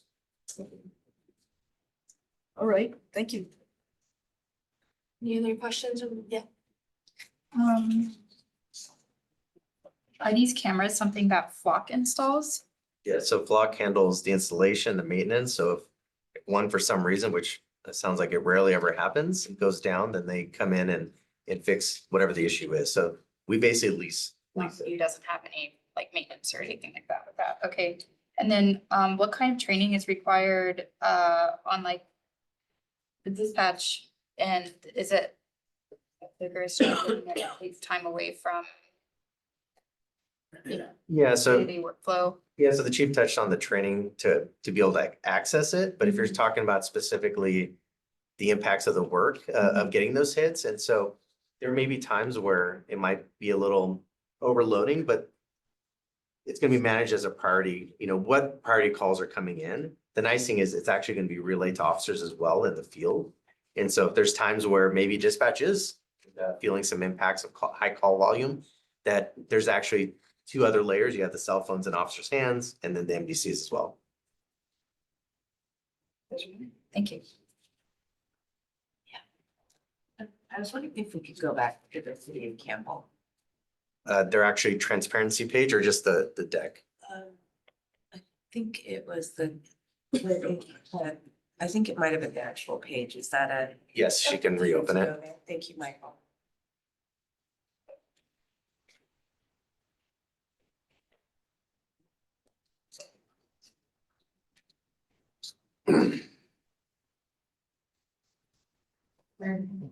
So there was a list of other that big list. So I don't, I thought about this a lot and I don't think I'm against ALPRs. What makes me concerned is the fact that this comprehensive database of everyone's coming and goings is being created. I don't like feeling like I'm being surveilled. So the way I'm trying to manage it is understanding, well, who has access to that data, right? When I see this list, I'm uncomfortable, right? I'm okay, I think, I gotta think about it a little bit more with neighboring cities that border us having access. I don't think everybody else should have access without asking for permission. You have access with a good reason for access. And then once the access is granted for example, an Amber Alert or a felony crime or whatever it is that we deem, yes, that's a reason to ask. It is not an anti-abortion request, right? They should, I think they should be granted access for that query and that alone, but not access in perpetuity. So I want to make sure, when I saw Campbell's list here, I'm super uncomfortable that they've basically granted access to every police department in the state. I don't like that. So help me understand how you would approach it in that view. So I would love to have the ability to reach out in the snap of a finger and get access the moment that you need it and know where you need it. The reality of the system, for example, with that missing person with her children, she ended up being found very far away, not in a contiguous city, and in a place that we likely would not have had a relationship with. She was not, we don't have flock cameras and we weren't able to utilize flock for that. And we got very lucky in that circumstance. I can't speak to how we located her, but there was a lot of luck involved. We would not have found her if we were just partnering with our neighboring cities. Additionally, many crimes, although they don't tend to be as far away as she was located, but many crimes are committed in Mountain View, whether they're auto burglaries or catalytic converter thefts by crews that come to our region specifically to prey on our community, to break into our community's cars and to steal the catalytic converters from our cars. They tend to and often come from further away, more than 2 county separation. So they come from a far place, a fairly large distance. I do appreciate the concern about how many people have access to it. But the nice thing about flock is that it is regulated, that it is controlled as to the reasons why. And I think that, although I don't think it mitigates all of the public safety concerns, I believe it finds a pretty decent sweet spot between tons of data that lasts forever and not enough data to be used to solve the crimes or find the people that are missing and need to be found. Okay, but I appreciate your concern. I just register my discomfort here. I just don't think everybody needs my information. And I don't want to make decision based on a fear. Like, oh my God, what, oh my God, oh my God, oh my God. I refuse to do that. I'm not gonna live in fear. I think, access should be limited to the surrounding county. If you have teams of people who are going to San Francisco, you can work something out with San Francisco about that. That doesn't mean you need to everybody has to grant access to everyone. There are ways to do this without resorting to fear, making us feel like we have to allow everybody to see our data. So I'll just register my discomfort with the proposal to just give it up to everyone. I had understood that people would ask for access. But if I may, they do need to ask access, and it is my discretion per the policy as it's written, whether or not I grant that access or not. It is not automatically granted to Flock customers. It is submitted and approved. Right, but my understanding is then it's approved, it's not on a case-by-case basis or That is my query-by-query basis. And I'm uncomfortable with that. Understood. I don't need San Diego knowing what I'm doing. I really don't. So I'll just express my discomfort with that. Because I think that it is putting us on a course of policing by being afraid, and I don't like that. Let's see, what else? I would like to propose that PSAP be apprised regularly if this gets approved. We have a semi-annual update. I would be interested, if appropriate, of what kind of queries are made, how many queries were made, who requested access, who was granted access, why did they ask for access, and what the results are. And then when a year is up, I would love to hear the results and understand the recommendations of the police department to renew the contract with Flock or not before that decision gets made. So I would propose that PSAP be somewhere in the mix there. Yeah, so that's my other suggestion. There is a lot of concern in the community about these cameras. So I really appreciate that transparency proposal that you guys have, because I think that's needed. The number of people who have come to me and expressed concern because they know I'm on this board is more than usual. The last time I had this many people talk to me was SRO time. And this is more. And so I think the transparency on the Mountain View website should be a subset of this presentation, right? Like, what are Flock cameras? How are they being deployed? The details of the implementation, the fact that this is like a pilot, right? It's for 1 year, the first year of implementation, that's like a pilot. How the process works, how access is granted, the information that's regulated by state and federal law about queries that are not allowed, like anti-immigration, anti-abortion. I would also say we should block requests from overseas. That makes overseas stuff makes me nervous. And this is a worldwide system. So I would like to consider that carefully.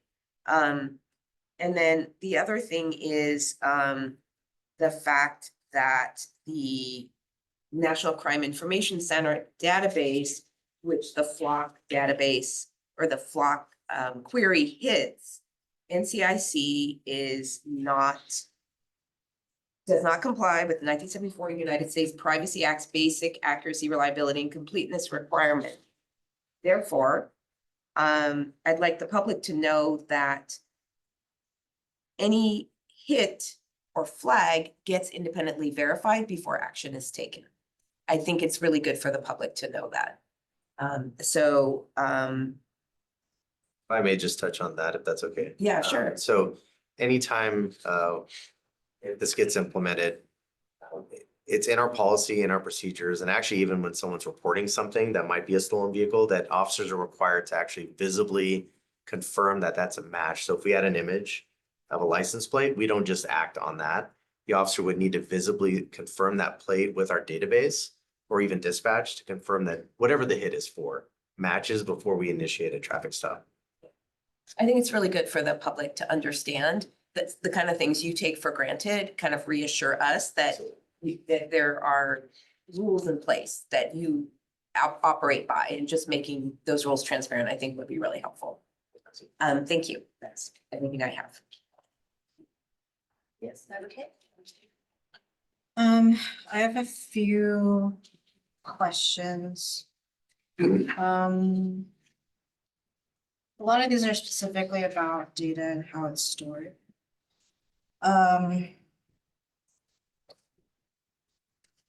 Page 3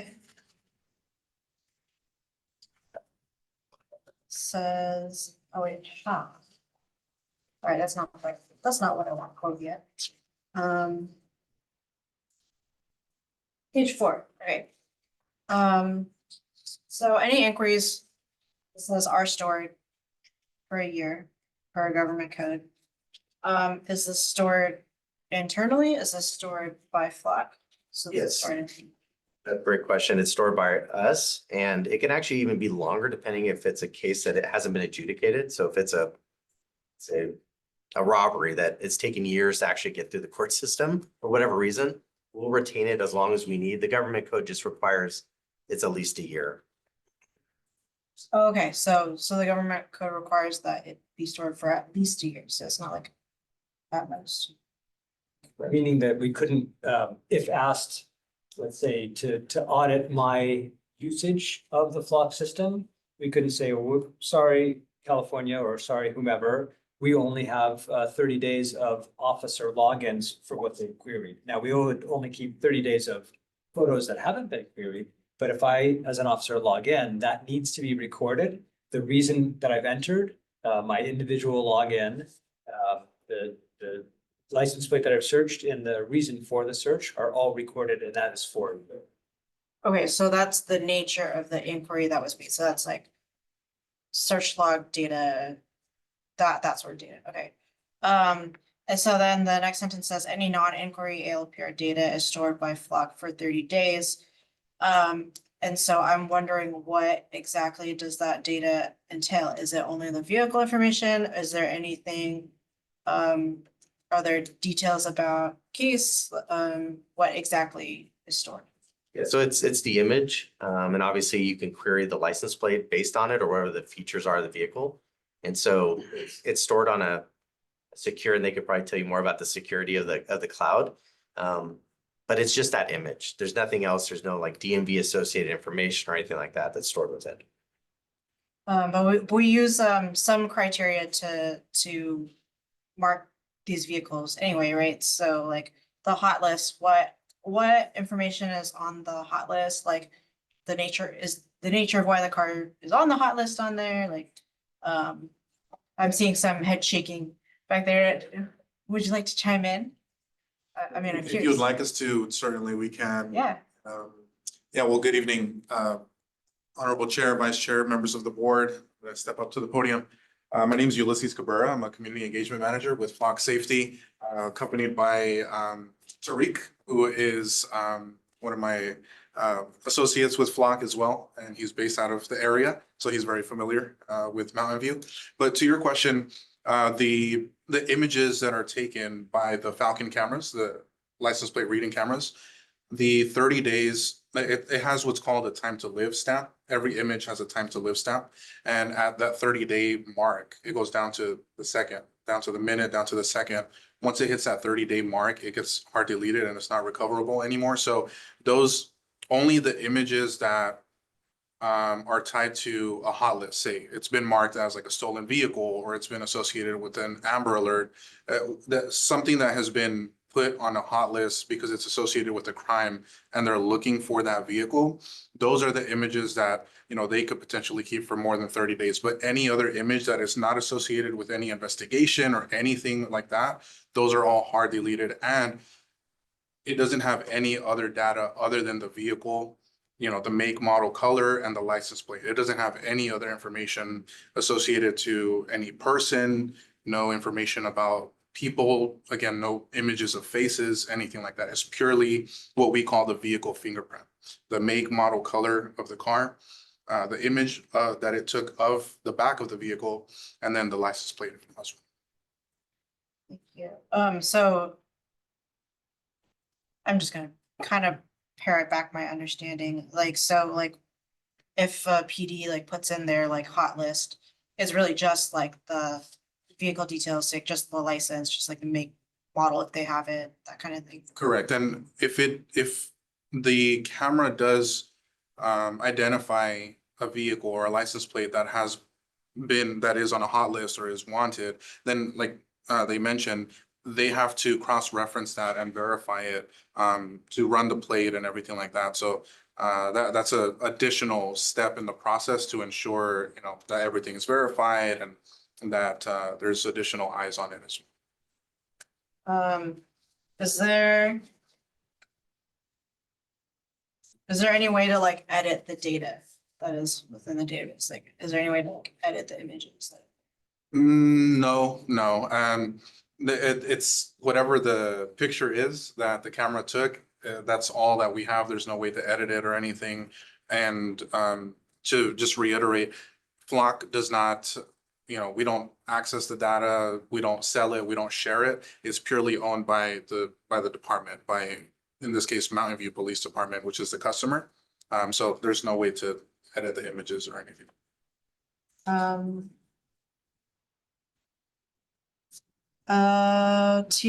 To date, has Flock ever had a data loss or like compromise incident? Never. Alright, knock on wood. Alright, and then also, what kinds of security certifications does Flock currently have? Yeah, good question. Flock is SOC 2 certified, and we have a few others. I can send you a list of that. And we use Amazon Web Services. It's end-to-end encrypted. So, pretty much the highest level of encryption that you can get. Thank you. My next couple of questions are for the chief. Thank you. Thank you. What alternatives to Flock were evaluated, if any? We did not look at other vendors once we became aware of the larger access to Flock in the area and the access to these other law enforcement agencies like him. Some years since we've looked at other technologies, the other company that we have looked at in the past is named Vigilance. Who's that? Vigilance? Was that the one that we had tied to like facial recognition? At the time, yes, I have not looked at it in a number of years, so it's probably 2.5 or 3, maybe as much as 3 years. Double check. That I went through all my notes and questions before I let go of the time. Get another shot. 10 seconds. Yes, thank you.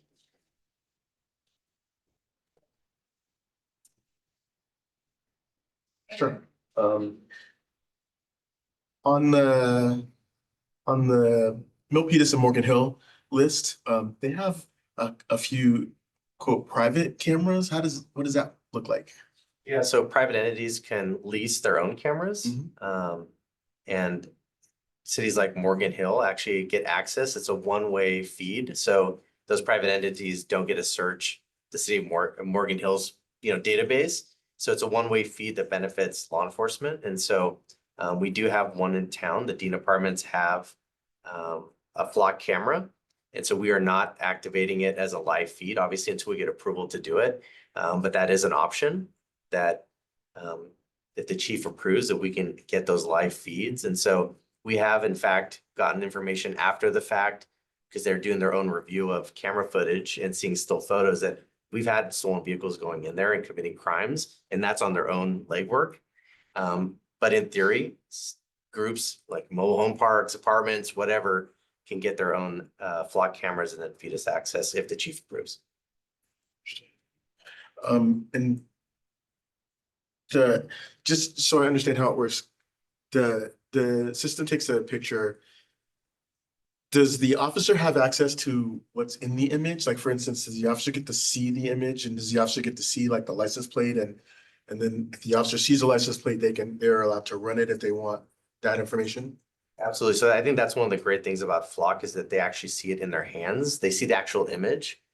That could potentially prevent, us from saying, wait, this is not the right plate. That typically does not happen, but it gives them the actual image. Let's say it has a bumper sticker on it or some kind of damage that you can see in the image. That just helps us even further in identifying the car if it's in a high traffic area or whatnot. So yes, dispatchers will get it, vehicles will get it, and then they'll get it on their work phones. But this is only after a query. Like, it's not. It's if there's a hot list hit, that'll be an automatic send. But they can query themselves if there's a reason, right? So if they're looking for a specific car or a license plate query, then they'll get that image themselves as well. Okay, so on that note, earlier you said there has to be a case number and there's some information that you have to associate with a query.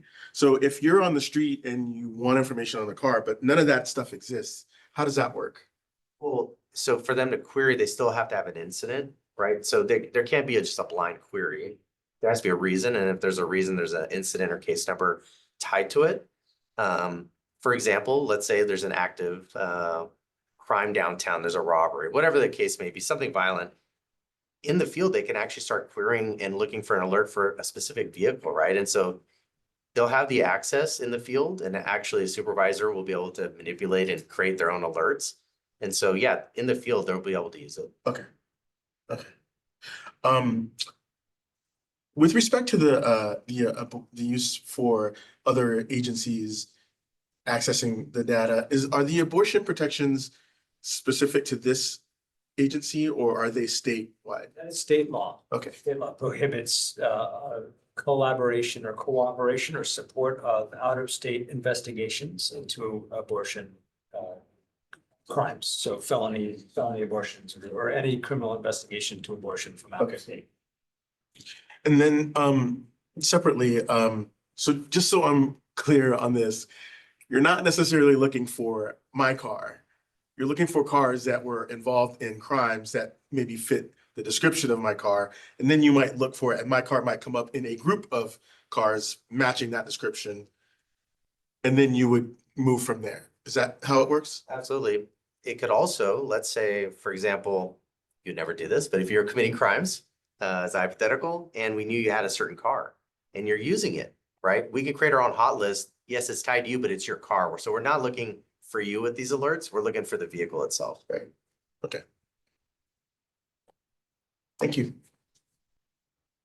Another question came up. So, like if there's like the ability to create these alerts and these alerts can go to even like work phones and stuff and like real time, like, hey, this car is at this location.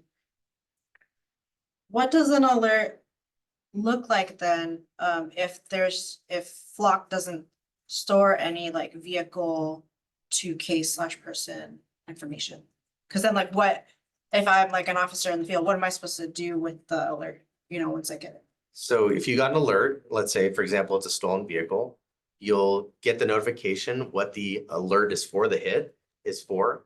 And so you would get information, dispatch would either route you that vehicle registration hit, which would show like San Jose PD case number, this thing's a stolen vehicle, whatever the case is associated, we'll be able to verify it before we act on it. And so there's steps, right? We get the alert, we see the location, we might be driving there, but we're verifying information. And then also verifying that's actually the car tied to that database hit. So there's always a case associated to a stolen vehicle, and it's in that stolen vehicle system, for example, a database that pops up when it was stolen, who's the owner, here's the case number, and what's the agency.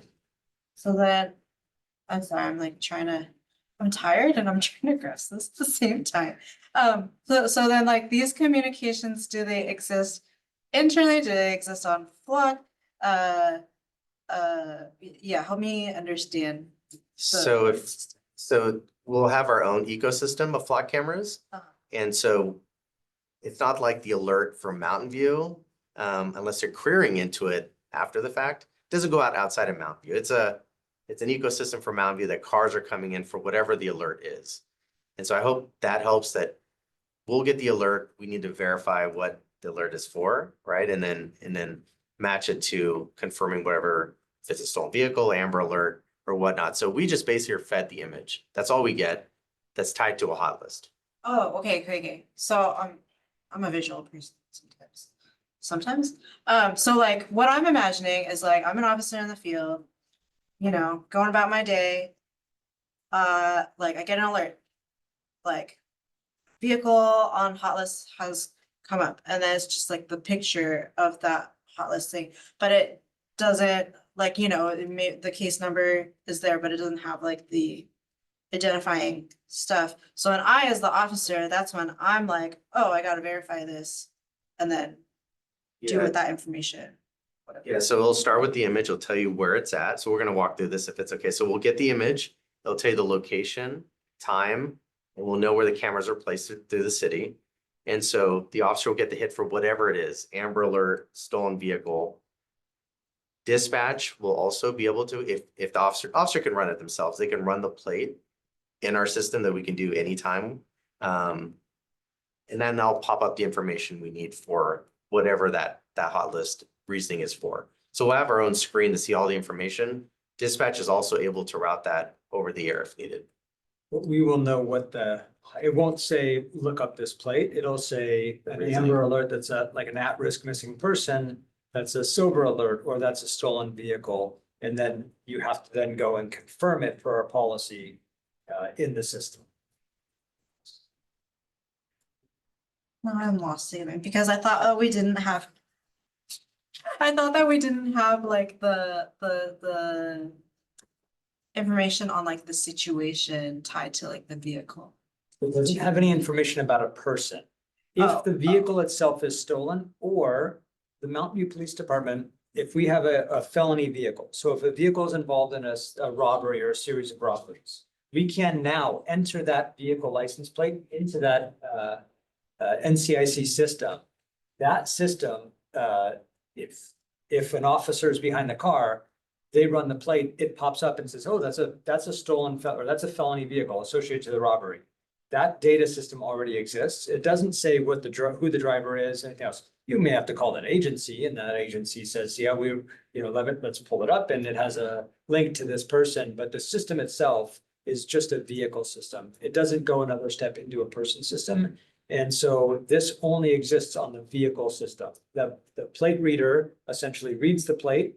And if the plate is associated in the system for a felony vehicle, a missing person, a stolen, at-risk missing person, I would enter every missing person, a stolen vehicle, et cetera, that then would have an indicator for the officers and for our dispatchers. They would say stolen vehicle, this is where it was located, and here's the photo.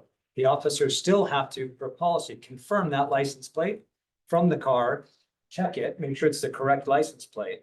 But then they do know what they're looking for. It doesn't just say, hey, go look at this car. We think there's something going on with a big wink. It says this is what it's entered for, but you still have to check it.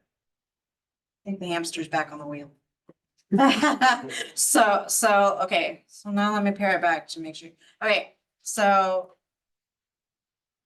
Flock isn't storing anything about people specifically. It just stores the vehicle, you know, identifying things, and like something small about the situation. Stolen vehicle, implicated in a crime, Silver Alert, like, you know, Only but not. in that regard, Vice Chair, it stores what we've queried. But it doesn't, what it does is it checks that data system, but it doesn't retain the data system. It just retains the photo. If we had to go back 29 days and pull a camera, it wouldn't say this is this is what was going on. It just gives us the photo, we have to check it. But in order to do that, you would have to query it. So then that data is stored internally, not by Flock. Our query, I think our query data, that's stored for a year. That is stored for a year by Flock. but it is stored for a year. The photo, the image is 30 days and then dead, then it's erased. But our access queries, our login access Yeah. queries, like all of our other data systems, there's a log of those that are retained. Yeah. That's different than the image of it. Yeah. But if Mike Canfield searches this license plate. Yeah. And this is the reason I entered in, that's still retained. That's not private information that's only good for 30 days. That's Yeah. required to be good for at least a year. Yeah, and then those ones are stored internally. Then we audit that, internally. That data system is still, we pull a data, we basically rip an audit out of the system, like we do all of our other systems. We don't, it doesn't automatically push to us. We go, we pull it, we check it, and then we retain it. Thanks for your patience. I have one last question. Are you guys considering car-based systems like this? At this time, we have not evaluated how we would implement a car-based system. I really want to evaluate how well the efficacy of the locations and of the system. And as much as I like to be first for some things, I'm definitely happy when people are investing money and energy in seeing what's working and what's not working, and then copying what's working well and avoiding what doesn't seem to have the same ROI. Okay. I've seen LPR systems previously, many years before, that are in vehicles. This system feels so much more advanced than what it was like 8-10 years ago, that I'm excited to see what comes from stationary cameras first. I have one question. So if like a partnering police department wanted to do something other than like look for a specific query, so for example, like they hired someone to do a study with the data, like would they need to ask the city of Mountain View before they could do that?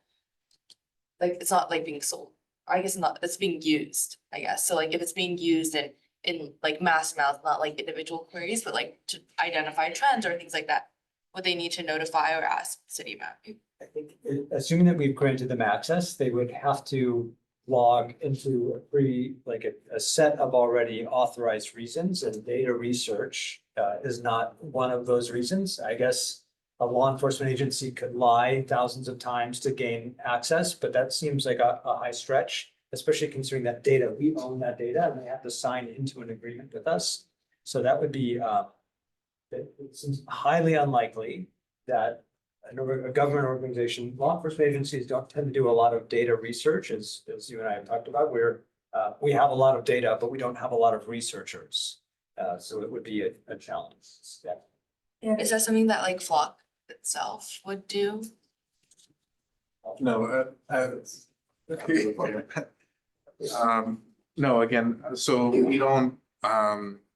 we don't sell or share the data whatsoever. It's purely owned by the department, so it's not something that we would do, like conducting those studies or anything like that. Exactly. To be clear, it's the city of Mountain View's data. Partner with Flock, but it's not my data. It is not the Mountain View Police Department's data. It's the city of Mountain View's data that would have that same level of oversight that the rest of the department within that larger ecosystem. And I kind of just add something to that. Sorry, Tariq, right here. So if they were to even attempt to do something like that, that'd be in breach of contract with Flock as a whole. So we don't support that either. So when they're entering a contract with us, they're independently essentially contracting with each agency as well. I was wondering, how wide an area does a hit? Yes, so a stolen vehicle from another state would show up in our system. I don't believe, I'm not familiar with the DOJ entries for felony vehicles existing for out of state. That's something that I don't know, something I can look into, but stolen vehicles, that SVS, the stolen vehicle system, is a nationwide database. Okay, because And Canada too, I believe. I'm just trying to piece together if there's a hot list of serious crimes and this is the vehicle we're looking for. Why would San Diego PD need to have access to Mountain View's data if they put the car in question or the license plate in question on a hot list? So you will be notified if that car comes up? If they were looking backwards, let's say there was a homicide in Mountain View and the person fled, or a homicide in San Diego, and the person fled northbound, and they were trying to figure out, they figured this out after the fact, they're trying to research it. And now they've figured out what the vehicle was, and they're doing some research, and they're trying to figure out, well, they would look, they wouldn't know that it came through Mountain View unless they had an agreement with us. And then they would be able to query it and see, oh, that vehicle went into Mountain View. So that's dark. Okay. Okay, no, I didn't know if you wanted to add anything. Does anyone else on the board have any additional questions or comments? Okay, I have not opened this public comment, okay. It's been. All right, let me open this item for public comment. The first one is Tim McKenzie. Hi, all. I want to echo the concerns that have been brought up about installing surveillance systems throughout the city. And I really want to echo the concern that I heard from a board member of not having fear be a motivation. We shouldn't be. That was an emotionally charged story that was shared about being able to find the child who was kidnapped in Georgia, almost a whole continent away.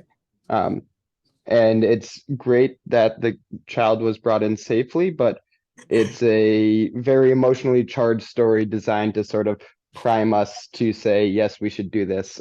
I'm sure if I put my mind to it, I could think of or find some really emotionally charged stories that highlight the dangers of building up this surveillance system. But also, I mean, this is, as was mentioned, it would be a pilot, but this is, I wish I had the sort of thing that I could do a one-off pilot program to see if it works that costs nearly $100,000. That's well over the salary that I make every year. And, you know, again, tying back to the first comment I made about the need for the municipality to be providing some of the mental health services that we will likely be losing since the county will no longer have funding with the passage of Prop 1. If we're spending $100,000 on surveillance systems, then that's money that could not go to these other things. I don't think that this is something that we should be doing. I don't like it. Thanks for the informative presentation, but has not swayed my perspective that this is something that we should be doing. Thank you. Next, we have Dana Peaty.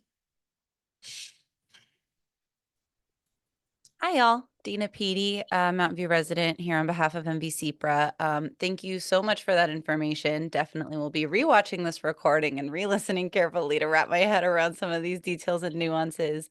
Yeah, I just want to echo a little bit of the nuanced take with a bit of concern. Our group has some generalized privacy concerns around the idea of, increasing surveillance and with particular attention to some of the, personal identifiers. And I appreciate that your presentation was very explicit about what this data does not include, like personal identifiers and the people in the cars. We appreciate that, and that's important to us, as well as some of the other explicit boundaries that you drew around immigration enforcement and abortion investigations, things like that. We also just want to highlight that anything else that comes up like this, we really hope that it would, be taken with a grain of salt at least, because we have some general concern about that as well. And I appreciate board member IR's appreciation for the potentials of the program, but also, these things seem watertight until they're not. Specifically, we're curious a little bit about the potential for these images to be manipulated. We heard from the Flock representative that it was supposedly impossible to do so, and we would just love to hear a little more about, like, is there a digital watermark, process, or what kinds of security is taken to that effect. Beyond that, we definitely plan to keep looking into this before it comes to City Council. Thank you. I have because this is like the last item where people can respond, or No. okay, cool. I will now bring this back to the PSAP for discussion. Yes. Just a comment for page 6 of the memo. Where you have data from Morgan Hill and Milpitas. I just wish that we had data comparing like previous years to like the year that they implemented. To the time period that they implemented Flock. Or percentages, just a total amount of arrests and alerts and offenses charged. I feel like doesn't tell me a whole lot. That's just a comment. I just, I feel, I feel like it's important to say that we're talking about crime prevention. And so if we're talking about crime prevention, then all of the stories that we have to talk about how the tools that we use on our belt for crime prevention are kind of like tearjerker stories of success because it worked. Like, we don't really talk about crime prevention assets that don't work. We want to talk about the ones that do work, that do provide success stories, that do find the child in the Amber Alert, that do find the person who was involved in the hit and run and so forth. So I feel like the idea that we're presenting a one-sided story or we're getting presented a one-sided story, it doesn't really resonate for me. I want to know the good that can come of this. Because it is something, you were taking pictures of everybody who moves around the city. And so that comes with some responsibility. I feel like you're approaching that responsibility appropriately. But is there a good payoff for that? And I think in a year, you should be able to collect some data that will define that. And I think in the past, there are plenty of stories from other agencies that also detail the success and how this network works. And I feel like as long as we can be responsible about how we're using this data and not inappropriately sharing it with people who shouldn't have it, and putting the appropriate safeguards on it, then it's a tool that we should use for the most extreme circumstances. It makes sense. I just wanted to make that comment. Thank you. I think a comment from me as well. I do think this is a really cool tool. That would be great for the city to have, just keeping in mind kind of the data privacy concerns. Cool. No other comments? No motion is required for this item. However, staff will summarize public and PSAB comments and provide them to city council when the Flock Safety Automated License Plate Reader Camera item is presented to them on May 28th. Sure. May I ask for a 5-minute recess, please? All right, let's do a 5-minute recess.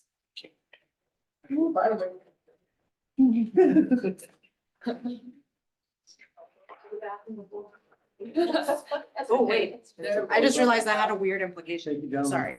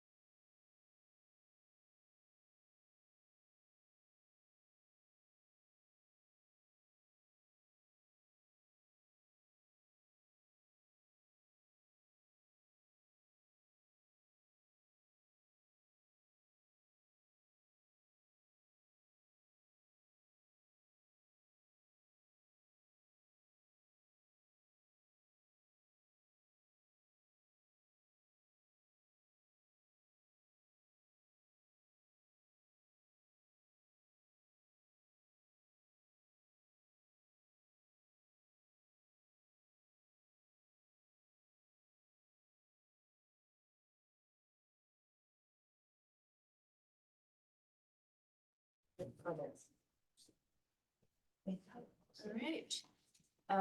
Now we have item 5.3, Assistant City Manager.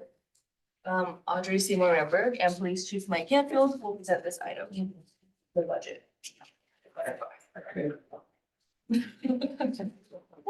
Excellent. This item is before you as on an annual basis in that it was referred to the PSAB by the city council back in 2021. As we always do, we are coming to you before the budget, the upcoming budget for fiscal year 24-25 has been proposed and adopted. So when we show you budget numbers, they are based on the prior fiscal year. We'll also, when when Chief Canfield is in his part of the presentation, talk to you about what things might change in the 24-25 budget. And I'm just going to spend a little bit of time before that going over the budget process and roles and some context of how the MVPD budget has changed over time and how it looks in comparison to other city agencies. So moving on to the process, there's a lot of people, basically every department of the city has a part in creating the budget. There's special roles for the Finance and Administrative Services Department because they track and project revenues, they track and project expenditures. They make sure that we're adhering to all the fiscal policies that are in place. They calculate the fund balances, make sure we're maintaining reserves, and then they build the document that goes to council. The departments are the ones that are kind of closer to the community and know what the needs are, what regulations might have come up that ensure compliance, and they might propose new programs or projects that might need consultant dollars or might need staff resources. It's the city manager's job to consider all those proposals, to look at the fiscal condition of the city, and to develop the recommended budget that then goes to the council. For the first time on this year, it'll be June 11th. And then whatever input that the council has at that time will be incorporated into what comes back to the council on the 25th for adoption. I'm not going to go through the drivers because this is similar to what I've presented in the past, but you can see that there are a number of things that drive these focus more on the costs that are in the budget. And there are a number of different revenue sources for the budget as a whole, but we're going to be focused really on the MVPD. So if we'll go to the next slide, we're looking at the oh, you wanted to know if I wanted to look at budget. Oh. Do you want me to go there? So let me say a little bit first. This is a little bit more about the budget process, that what's in the budget document. I brought the hard copy so you could see how, nice and informative it is. It's very hefty with all kinds of tabs that tell you where to find the information that you're looking for.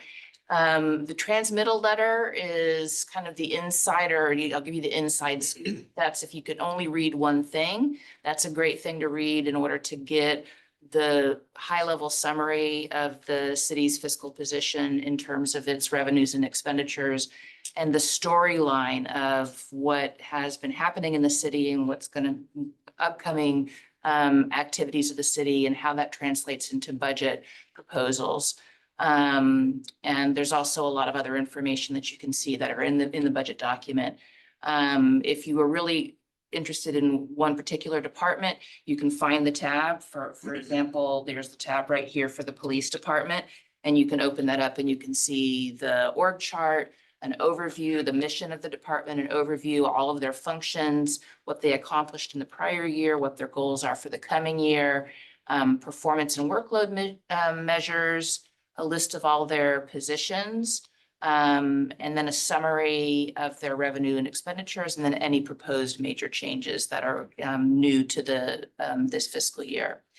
And then in addition to a limited number of hard copy budgets. The budget is available on the city's website. I wanted to show you the website because there are a few things that are new from last year compared that we've developed.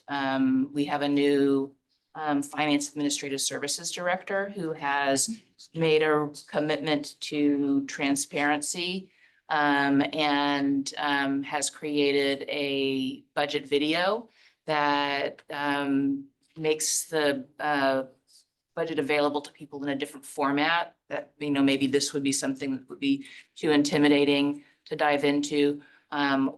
Or the online version. If you can't pull it up, that's fine. It's, I could tell you, but it's like several clicks down from. I just, it went away. Okay. We have a budget in brief, which is a highly summarized brief version of the budget. And then we've got open budget, which is live access to budget data. It's updated every day. So any changes to the budget from the adopted document would be in that interactive application or platform on the website. And actual expenditures are also updated in real time. So that's a really great way to have some transparency about what's going on with the budget. So we could go to the next slide. This is the police department's general, this is the general operating fund, total operating fund for the city in the current fiscal year is $182 million in total expenditures. And the police department is 27.9% of this, or $50.9 million to fund the police department. And it's important to note that this pie chart doesn't include all the other funds like the water and wastewater enterprise funds or the capital improvement funds, affordable housing funds. Those are all kept separate for their own separate purposes. If you were to include all of those expenditures, the police department would be 8.9% of the city's total expenditures. And the only other thing I'd like to highlight here is this is the first year we've had a separate housing department. It's that teeny little gray sliver. It used to be part of the community development department, and it is now its own department, and its staff is expanding because of the resources needed to implement our housing element and our affordable housing program. So moving on to the next slide, these are the couple of context slides that I mentioned that in terms of the size of the police department's budget compared to the total city budget, that's this year 27.9%. 10 years ago, it was a bigger percentage, so it's actually gone down as a percent of the total general fund by about 11%. Over the same time, the number of FTEs have increased only minimally with an increase of 1.7%. And the population growth has increased 9.6%. So while the population has grown, the number of police FTEs has stayed relatively constant. I'd like to say that there's not really a formula that says you should have this many officers per FTE, and then you can compare yourself to other agencies because there's a lot of different ways that police departments structure themselves and what kinds of services get included in a police department budget and what the level of services that is expected by the community and that's set as a priority for the council. But we can see, if we go to the next slide, a comparison of just the percent of the general fund budget in Mountain View, which we've already noted on 2 prior slides, is 27.9% compared to some of the cities that are around us. And ours is the second lowest. You have a really high number at the far end of that table with Los Altos. And that is primarily because a city like Los Altos doesn't have as robust a set of other services. So the denominator is not as big. So the percent that the police department makes up is larger. On the flip side of that, you have the first column, which is Palo Alto, which has 5 branch libraries and a zoo and a museum, and just a much larger general fund budget because they have a different array of services that have historically evolved in that community. I'm going to pass the baton on now to Mike to talk specifically about the MVPD budget in 23-24, and then what we're seeing potentially up ahead for 24-25. Thank you, Assistant City Manager Hamburg. As you see up here, this is the personnel versus non-personnel costs for the police department, and obviously the lion's share, that orange pie, not the slice, but the orange pie is our personnel costs. That is both salary, but also benefits, overtime, and retirement for our officers. When you look at that small slice, that $4.6 million, 9%, that's really our money for operations, and that's everything from pencils and PG&E, vehicles and fleet, but also the services that we manage, and services like our Silicon Valley Animal Control Authority and our crossing guard services. Although we don't physically do the crossing guard services, we manage that contract for the city, and that's reflected in that small blue chart. It is now 9%. Last year it was 8%. There obviously the numbers are increasing, and I can tell you it's not a surprise to anyone, but the cost of goods and services are going up. You'll see here we have 143 full-time employees, or FTE, full-time equivalent employees. There are a few half positions, so they are equivalents. 96 are sworn and 47.5 are our professional staff. When you look at this pie chart, you can see that yellow canary, that yellow category is our field operations division. The easiest way to think of this, that 53% of our budget, but that is our uniformed officers or community services officers. Pretty much everybody in a uniform would fall under that category. The next number here is this 20%, and that's 10.3 million, and that's for public safety support services. That is going to be records personnel, predominantly our records personnel and our 911 dispatchers. Those dispatchers answer calls for police and fire and do emergency medical dispatching as well. Then our special operations division is $12 million or 24%. That's all of our detectives and then some of our administrative. We do have a smaller slice, and that's our non-officer administration. So assistant and our budget and finance and some of our exceptional administrative staff are work in that kind of 3% small slice. They support the entire organization. So they're a small lean group of people, but they do a lot of work. This is our department organizational chart, and I touched a little bit. I was hoping I could read it a little bit easier, but my eyes are getting a little worse from last year. Colors are even a little bit more mild for my eyes. Next year, these are going to be much more bold colors that I'm going to be able to see really well, and it's going to be a little bit larger. So these represent the different divisions within the police department. It is included in that gigantic budget document that Assistant City Manager Ramberg showed you. So if you're like me and you need to see it up close, that is a place to review it. But what you see on the left is our field operations division. Again, our uniform patrol, that is overseen by Captain Whitney, and it consists of our patrol teams. We have weekend and weekday patrol teams. And additionally, we have 3 patrol lieutenants and 6 patrol teams, our canine, our traffic officers, and our school resource officers. Those all fall under that field operations division. Special operations division, which my sheet here looks a lot more yellow. It stands out a little bit more. That's where all of our detectives work. So we have Captain Saul Jager, who oversees that unit. Lieutenant Matt Atkins, he oversees our investigative services. You have our person crimes unit, which investigates just that crimes that where a human being is the victim versus something, like a car or a house. Sergeant Hom, who's present with us today, is the person crime sergeant. We have a crime suppression unit that is really adaptable to kind of emerging crime problems, but predominantly focuses on burglary, residential burglary, auto burglaries, and narcotics-based crimes, but really they are designed to be very adaptable to emerging needs.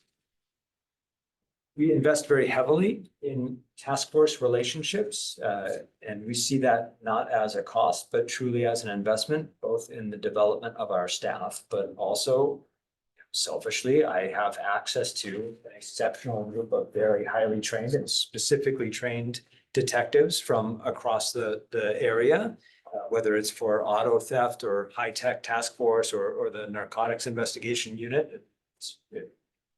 Santa Clara County Specialized Enforcement Team. These groups of folks are exceptionally well trained and very well versed in some complex and nuanced crimes, but also if we need them for something else, if we had some significant crime, I can ask a favor because I'm investing our officers in these task forces, and not only are they developing, but we have access to 12 detectives from a specialized unit. There are times, like, for example, for fentanyl investigations that are very nuanced and very complex, that it is best to have access to experts such as our Santa Clara County Specialized Enforcement Team. Additionally, we have our relatively newly hired since last year crime analyst that is on board and falls underneath that Special Operations Division.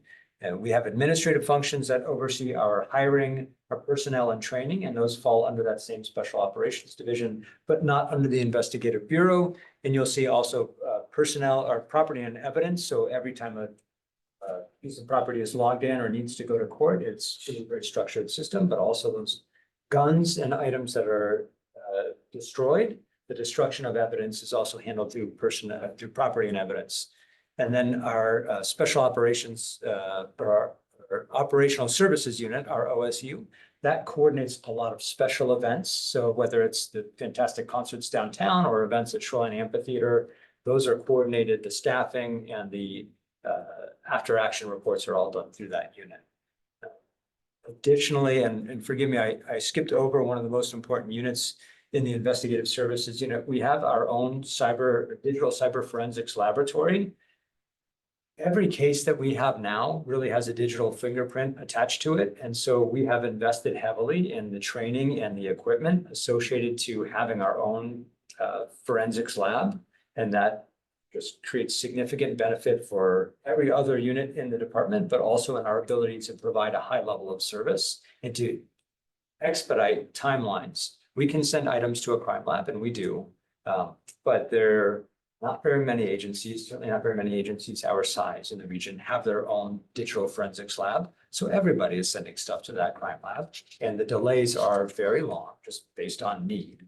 So it really helps from a service delivery standpoint and helping to solve crimes and cases to have that unit in our investigative services. Additionally, we have a support services division. That's the one I talked about. That's records and our dispatchers, but also covers our social media and our public engagement. And if you look up underneath the Office of Chief, of course, there's the executive assistants, but in our financial services, but I think that's probably most important to the PSAB and probably to the members of the public that are watching us, at least right now live, is the professional standards unit. And that is our internal affairs investigator, essentially. Now, they also look at the excellent work that our officers do, but they investigate allegations of inappropriate behavior, violations of policy. It's important to note they report directly to the office of the chief. With that, I just want to talk a little bit about service delivery and some of our service delivery considerations. As Assistant City Manager Ramberg mentioned, some police departments handle some calls for service and they don't respond to others. It just really depends on the expectations of the community and as set forward by City Council. And it's very clear that our council and our community and our department expect a high service as part of our identity. We are a 24/7, 365 service-oriented department. There are currently 6 patrol teams We have three that overlap during the weekdays and three that overlap during the weekends. And we staff those teams to really address the highest level of need with the highest level of staff, as you can imagine. Most of that tends to be in the late morning to the evening hours, but we have staff on duty all the time. When creating these staffing models, we look at calls for service, the amount of time that officers are out in the field, but not assigned to calls versus the amount of time where they are assigned. So they kind of in service and out of service times. And we look at industry trends, but also anticipated problems. So if there are emerging problems within the community, we address those as well. And then we work with our leadership team to figure out how best to flex and move the bodies and the positions. You'll see in previous years, we had 7 patrol teams. As we were evaluating those patrol teams, some of them were thinner and we didn't have the number of officers that we would have liked. So we reevaluated how we could make sure that we're placing the most officers at the most emerging need. And it was determined that the best option would be to thin out the number of actual teams, but to put more officers on them. So this is that org chart is a living, changing, evolving being, if you will. We pride ourselves at the department on being a service-oriented department. That means handling all types of calls, not just major calls, traffic collisions, identity theft cases, service reports, burglaries. There are agencies that don't have staffing or don't model their staffing in a way that allows them to take these types of cases that are very significant to our community and important for me that we are addressing. So I'm very thankful that we have the staffing to be a service-oriented community. Although we do have the ability to refer calls to the internet if people would prefer, or if there's some major problem, we can recommend if there's going to be, a couple of hours until we're free, if there's some major problems going on in town. We prefer to take calls in person with our community unless they don't want to. It's a stark contrast from some agencies that are really forced to direct people online to make online reports. We have a records and administrative support staff that has expanded hours larger than many of our neighboring agencies, intentionally on the weekends, on Saturdays, where people who may not have flexibility in their work hours are able to come in and take care of whether it's ticket sign-offs or address their public safety needs. And that's something that I pride myself on, and I think is very important for us. But we also invest in new or really significant service delivery systems like our threat assessment team. Now, yes, they investigate threats against people, schools, businesses, but they also manage and champion and work the gun violence restraining orders, which are a complex, kind of unique type of court hearing that we partner with our city attorney's office with. A lot of agencies don't have skilled people that really specifically focus on these gun violence restraining orders. And it's reflected in the number of GVROs that we champion and that we pursue and are successful in court. It's a very powerful tool, and I think it's really something that speaks to the importance and the value of that threat assessment team. Additionally, we service the youth in our community through our youth services unit. I know that we have spoken at length with PSAB in the past about what the school resource officers and the youth services unit does. But that's because of the service delivery ability of our department, that we can take our staff, some of our best officers, and take them out of patrol and put them into community-based programs like that.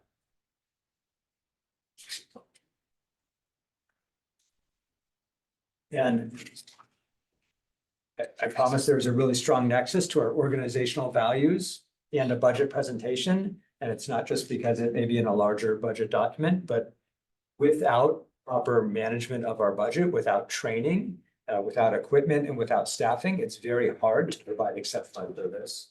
We can act with integrity, but I love being able to have my 90 as a platform that costs money to be able to show if it's working. If people feel like we are acting with integrity, or they're walking away feeling like we are providing them with that level of service and connection.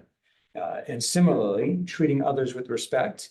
being able to utilize Axon standards in my 90s, that's fantastic, but also being able to send our officers to communication classes and to classes about LGBT youth and manners in which to best communicate with people. That has a huge value for how we treat people, and it costs money.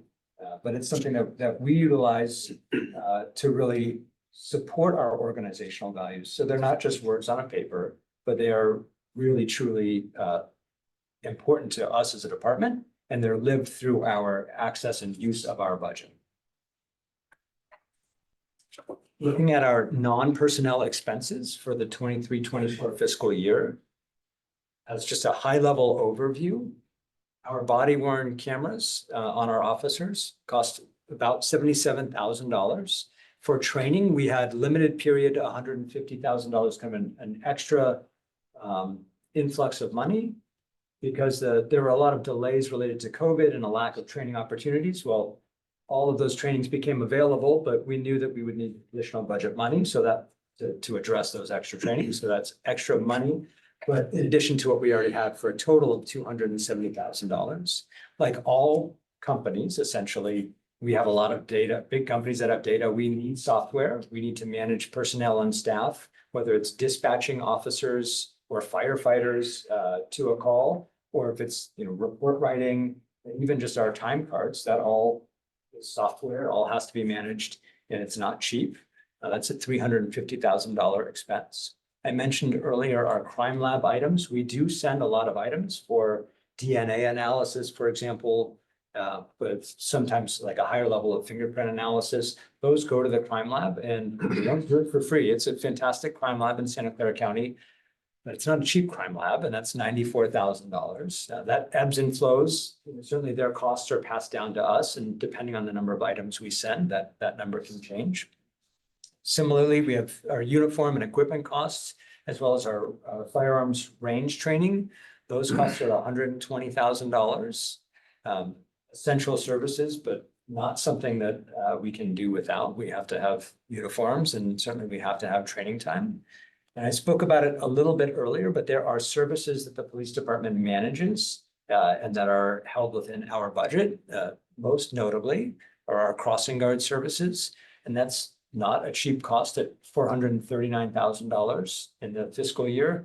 There is a $50,000 revenue offset that was provided by the Mountain View District. And then another large ticket item in our budget is $515,000 for the Silicon Valley Animal Control Authority. They handle our dog bite calls, off-leash calls, if a vehicle has unfortunately struck a dog, but also a lot of community outreach and other services for this service.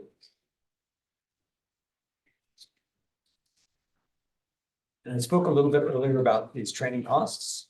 I just wanted to highlight kind of on a high level what training looks like at the department and what some of the costs and hours associated for our training are. So we have our CPT or our department's training. So we have all sorts of state mandated training, but we go above and beyond. So you'll see that we have 24 hours just of state mandated training. But in addition to that state mandated training, we have between 72 and 96 hours of additional training that we as a department mandate of our staff, of our officers.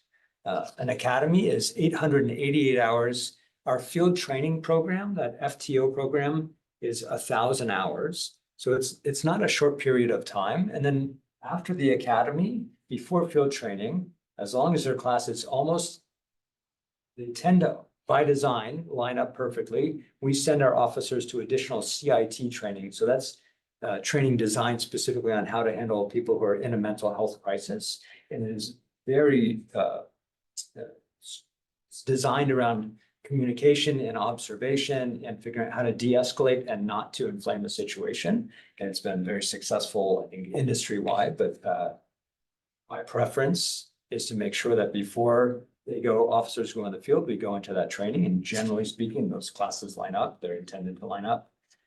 But it's expensive. just to start as an officer for training, but if you look at what it takes, if you're in a specialized position, many of these positions have extensive hours that are required, and some training is free, but most of this training is costly. And see, if you want to be a detective, or if we select someone for a detective, that ICI core class is 80 hours of training. And we can't only have one detective who's a homicide detective. So we have to send multiple detectives to homicide school. These folks are going to work with Sergeant Hom, with Sergeant Hom. In addition to that, they have to go to search warrant school and other types of classes. So the expectation and the requirements for our training is significant. It takes a lot of time and it takes a lot to manage, which is kind of tied to that org chart. But this just gives you a general idea of specialized positions once somebody becomes an officer, which requires what is required. And then I just wanted to kind of look ahead to the next budget cycle. And as we enter into the 24-25 fiscal year budget, there are going to be increases likely associated to some of the services and products that we buy. And we're anticipating that there will be increases in the officer worn camera costs, significant increases. That's $77,000. In fact, was an extension of an old contract. So we are not going to be in contract. We'll have to get a new contract. And those services are related to, and the costs are related to the storage of the data. It's not so much the hardware. Hardware is fairly cheap, but we've likely been paying, a third of a quarter of the costs that other agencies are paying. So those kind of non-discretionary costs of doing business are going to increase significantly. Additionally, there are costs associated to increases in our crossing guard services contract and our Silicon Valley Animal Control. They have personnel and other costs that they do need to pass on. And I anticipate that there are some, I know that we spoke about the less lethal launching systems, but there's also equipment that needs software updates for our 3D scanners, the things that evaluate crime scenes and do kind of almost like construction site evaluations where they shoot lasers and measure and then do diagrams. That requires software and system maintenance. So there's increased costs to items like that. And additionally, we are evaluating the appropriate number of staff within the organization and the service needs that we're able to maintain. And when we look at the amount of IT systems that we manage and support, this isn't the most exciting topic. I'm not pitching a recommendation for more police officers, but there is an excessive workload on our IT staff. And it's really important that we make sure that we are balancing the capacity of that staff with the ability for our department to provide those services. So we are actively evaluating and looking at if we need to expand the number of staff within the department. And that concludes the budget presentation, unless Assistant City Manager. I have nothing further. Back to you, Chair. Do board members have any questions for this item to the public? Yes. I'm sorry if you had mentioned it. What is GVRO? Gun violence restraining orders. And I hope I had mentioned it before you used that. You may have, I missed it. If there are no other comments, I will now open this for public comment. If you have public comment, please submit a blue card, or if on Zoom, click the raise hand feature and dial *9 on your phone. And the first one is Bruce England. Hi, thank you. Bruce England again, Wisman Station Drive, member of MVCPRA. 3 comments I have for you for this item. So we wondered why there were no attachments. Of course, having the attachments ahead of time allows PSAB members and those from the public to see things to consider, to help develop and answer questions and concerns in advance, as well as during the agenda item itself. That said, Ms. Ramberg did show those slides about what's available now on the website. Would have been helpful to know that in advance, but I'm sure happy to know they're there now. and that they'll be there in perpetuity, I guess, and we can continue to follow what's going on with the budget. Sounds like that's the case. That's good. Second of three. Will the downward trend in city budget share for PD, well, public safety in general, but for PD, will that share likely continue the downward trend? Will that likely continue year to year? Do you know? Maybe that's not predictable. And do you expect the budget share to increase with the transition to the new public safety building, whether temporarily during the transition time or permanently? And lastly, this is not a budget question per se, but those of us using travelways in Mountain View not associated with vehicles regularly encounter drivers putting our welfare at risk. Given city emphasis on active transportation, what assurances can you provide to the public that adequate resources are allocated for addressing safety needs for those on foot and on a bike around town? I know you might not be able to answer these questions during the meeting, and I could follow up on them, but if you do answer them during the meeting, that'd be great because other people might be interested as well. Thanks. Next, we have Tim McKenzie. Hi, all.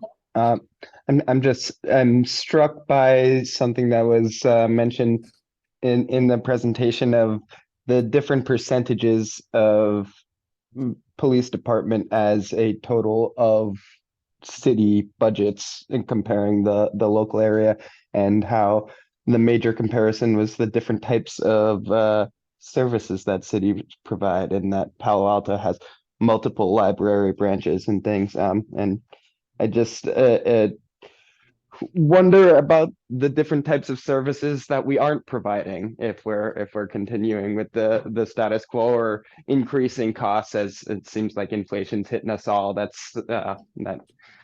is not unexpected, I suppose. But as I've said it a couple times, of the need for municipal mental health services, that's something that there isn't a place for in the budget if we continue with the current status quo.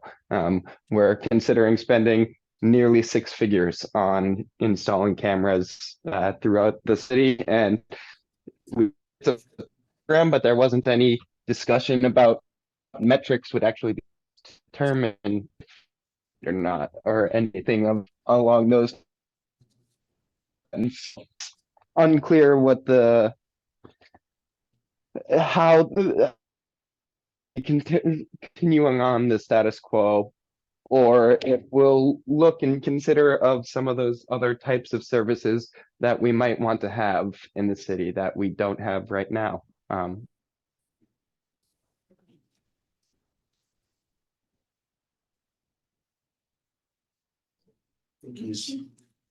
So services. Solid. Okay, awesome, thank you. Would any member, I will now bring this back to the PSAB for discussion. Do any board members have comments? It's an informational item, so there's no motion required. And so going on to item 5.4, Assistant City Manager Bramberg will present this item. There are no slides and just a very, very brief presentation. You adopted your schedule for 2024 at the December 2023 meeting.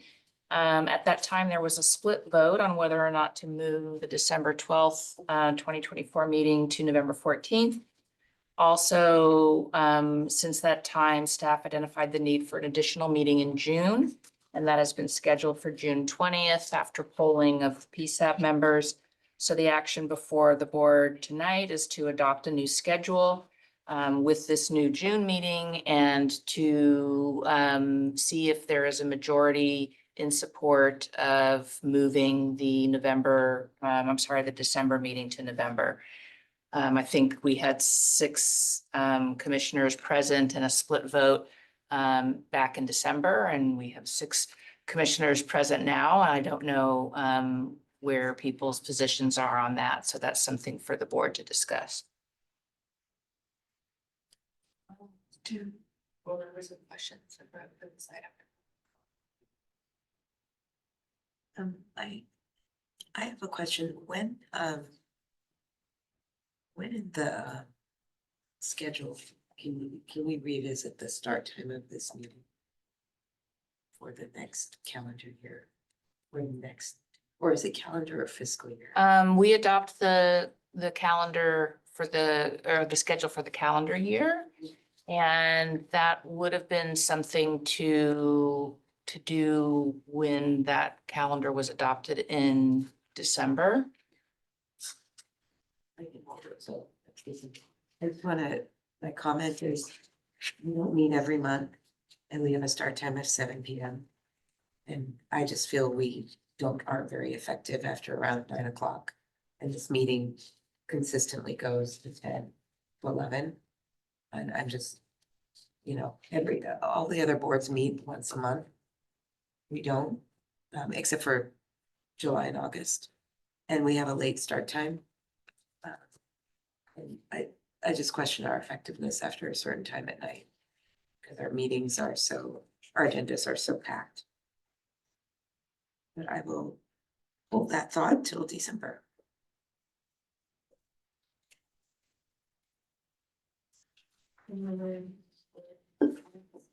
Would any member of the public like to provide comment on this item? If so, please raise your hand in Zoom or dial *9 on your phone. Oh.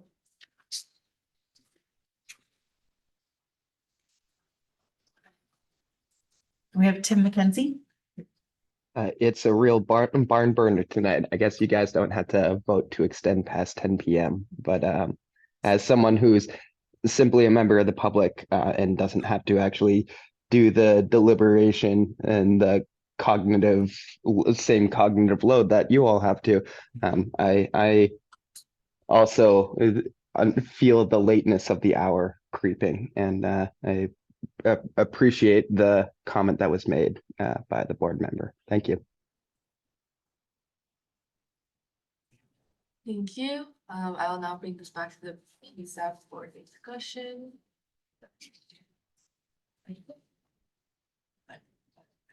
Yeah, I know you discussed.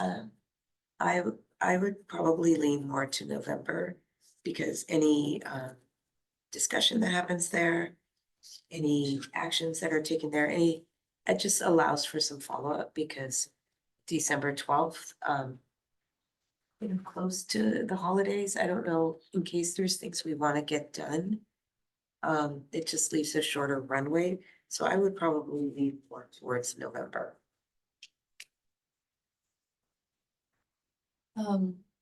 Assistant City Manager Rember, is this that there's a motion and a vote required for this item? There would. Could you clarify like what that motion might be?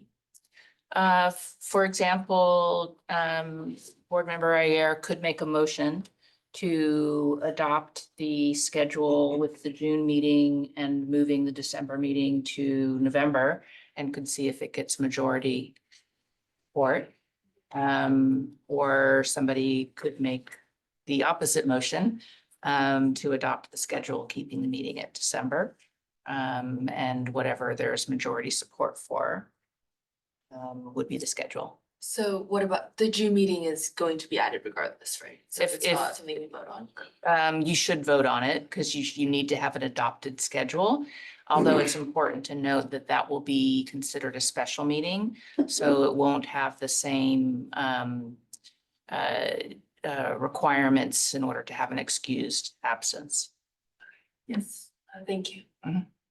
I move that we vote to to choose between December, is it 12th? December 12th meeting or the November, what was the option for November? November 14th. Or November 14th? Well, a motion would need to be for one of those two things, and you can hear from each other. You can have more discussion now where everybody could state their leanings, and or you could make a motion for one of those two dates. And see if it gets a second and gets majority support. All right, I will move that we meet on the December 12th instead of moving it to November. Does anyone want to second that motion? Can I ask what was the last vote on this? There's three. It was three. A split, 3-3 split, with one person being absent. Yeah, I don't think there's detail in the minutes, but that's what I was updated on.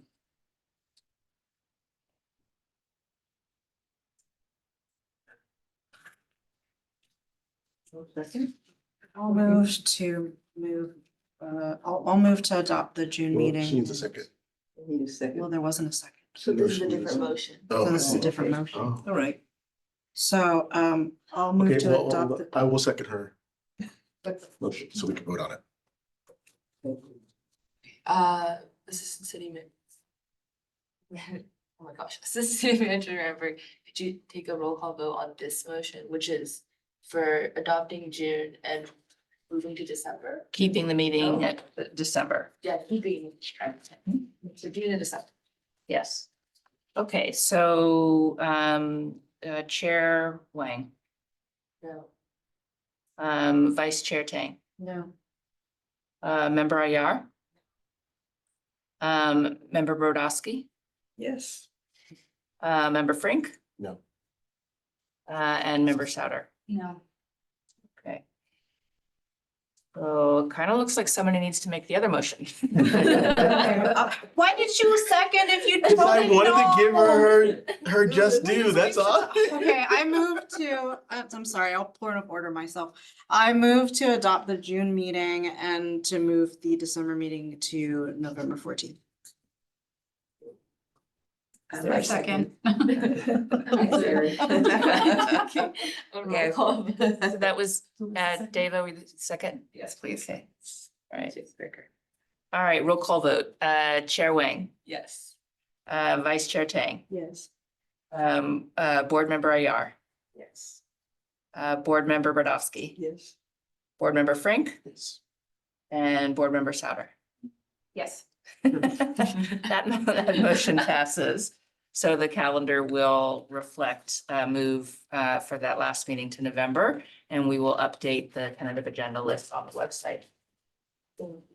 It was November 14th. November 14th. And Ms. Schultz, would you mind sending an Outlook meeting correction? Okay. All right, moving on to item 5.5, ad hoc committee updates. First, we have the committee on the forum for the future of community policing. Alrighty, so, Do we have the screen? do we have those slides? Do, it's Okay. just taking my computer a second. All good. Even the computer is succumbing to me now. Uh-huh. Alrighty. We were the meeting that went to 1 AM once, so. Oh la la, that was on Zoom. Life's different first. I can't go get a snack right now. Sorry. Or pet your kitty cat. What am I getting? Oh, gosh, look what you Why did. isn't it? Oh no. Oh, okay, Wally did it. see you later. Here you go. Okay. I don't, I'm gonna try this again. It's actually neither of us. You've been hacked. Get cyber crimes on it. Somebody in the flock database. I don't know what I did.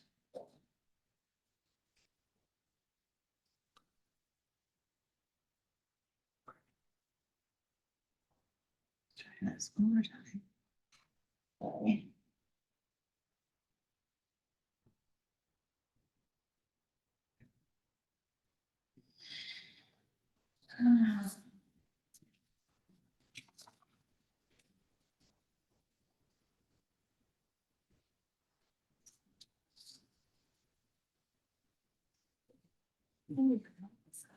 Cool. Thank you, you Ms. so Schultz. So for the forum, for future of community policing, from February 22nd, the last time that we met, to April 25th, the last meeting that oh, that's today. Sorry. The actions that we took, since that, we met in March on the 21st. We dialed in on the forum topics, so we've got Mountain View Police Department and technology. local crime trends and community partnerships. Our anticipated items, actions from today to next month is a tentative forum on community safety, crime prevention and accountability on the 16th of May. The location is to be determined, and we will announce that once we have a finalized location. The time will be between 6:30 and 8:30, and the ad hoc members will moderate this forum. And the next ad hoc meeting that is scheduled is going to be in 5 days, April 30th. Thank you. Thank you. The next update, is on the youth substance abuse. So the action since the last meeting, we met on April 3rd. We also met once in February, but that was before the February meeting. We discussed the above policies, mostly kind of trying to figure out like the trends. We also, I think Jill brought up a great question of like, at what age do you start doing kind of drug prevention education?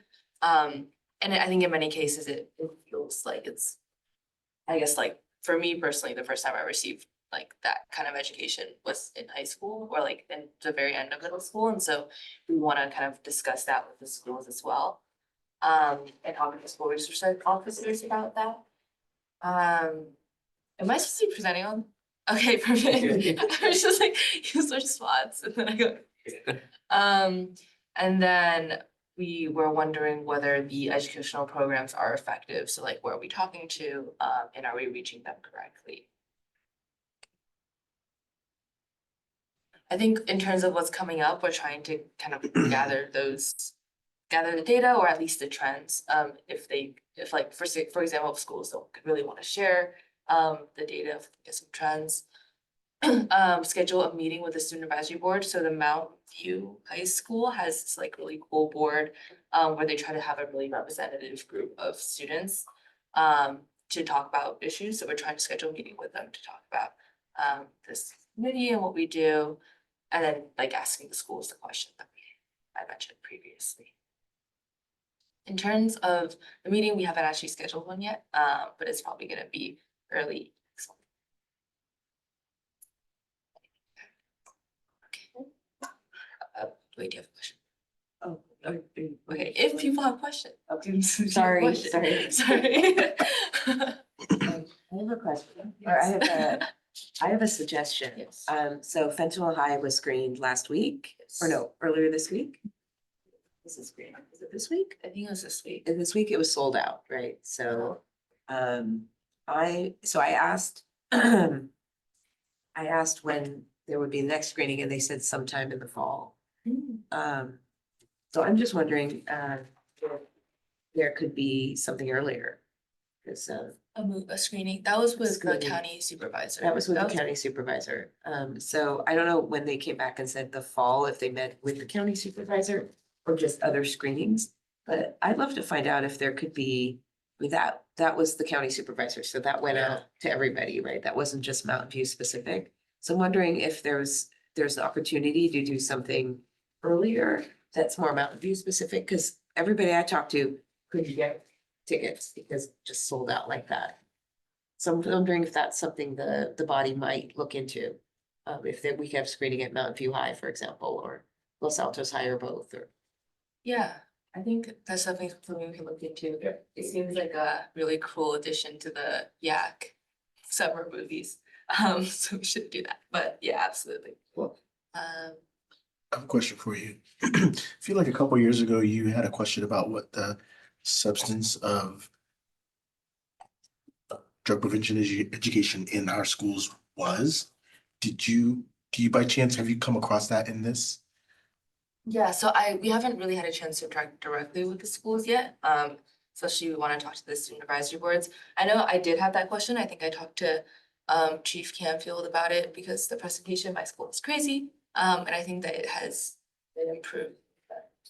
It was not a presentation from the school resource officers, to be clear. Right. That was the problem, I think. Some of the feedback, that was relayed through our kind of communication channels, that experience, and that feedback on the training. My understanding is that training is not in place, but it's not only is it not my department, but it's also not the city of Mountain View. Right. But I think that's something that we also want to add, just like who's doing the education, and kind of what materials are for, And when are they starting? and what are they starting, yes. Awesome. Do any other board members have questions or comments before I open it to public comment? Do we have any public comment? Oh, I have a comment. That was that, I did a limited literature search, and it looks like the earlier one starts in yeah, the earlier the schools start in educating children or adults about drugs, the better the response is, the better the response. The lower the incidence of fentanyl or other addictive drugs occurring in the 20s of this group. But the most that anybody could see was a reduction of about 20%, which is something, but it isn't the 80% that we'd all like.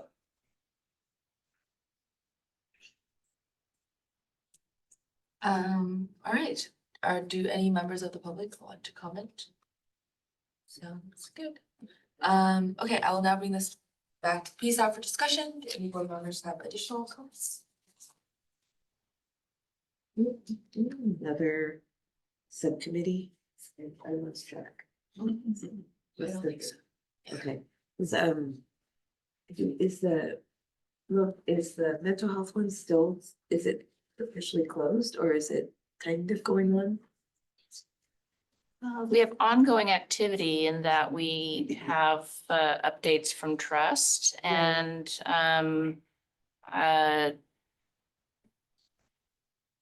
I think there is a continued role for the subcommittee to play to kind of help raise awareness and provide, ask questions of trust and provide Right. feedback to trust. I think following up on the impact of the passage of Proposition 1 was on thinking the county same. funding is something that we definitely want to follow up on. I think that's really important. And I think that we haven't met for a while, so neglected to kind of think of that for the ad hoc committee updates for tonight, but can follow up and getting something scheduled. Yeah, it was like, I think we still kind of exist. We're just kind of quiet right now, so. Yeah, I mean, the big task that the committee was formed to perform has been performed, but there is kind of an ongoing monitor and support role, which may not result in a need for an update every meeting. But we have talked with the staff of trust about them having, I think we decided twice a year. Twice a year updates, that's right. Coming to PSAB to give an update. And so having a subset of the PSAB that's kind of thinking a little bit ahead on that and going a little bit deeper on that, I think does make sense. Is their next update like June-ish? I can't remember when they were last. Let's look. August. No, I think they've been, they were here when I was out. I do recall that you had a presentation. Oh, I'm sorry, was she asking? The last one. And when's the next one? That's the better question to answer. It's August? August. Okay. Yeah, Oh, they came in February? the TAL says August. Yeah, I just don't remember Yeah, it wasn't Bindu, it was the community engagement person, whose name I'm not remembering. But thank you, Member Tang, Was for it Paula? Perhaps it checking the was. towel.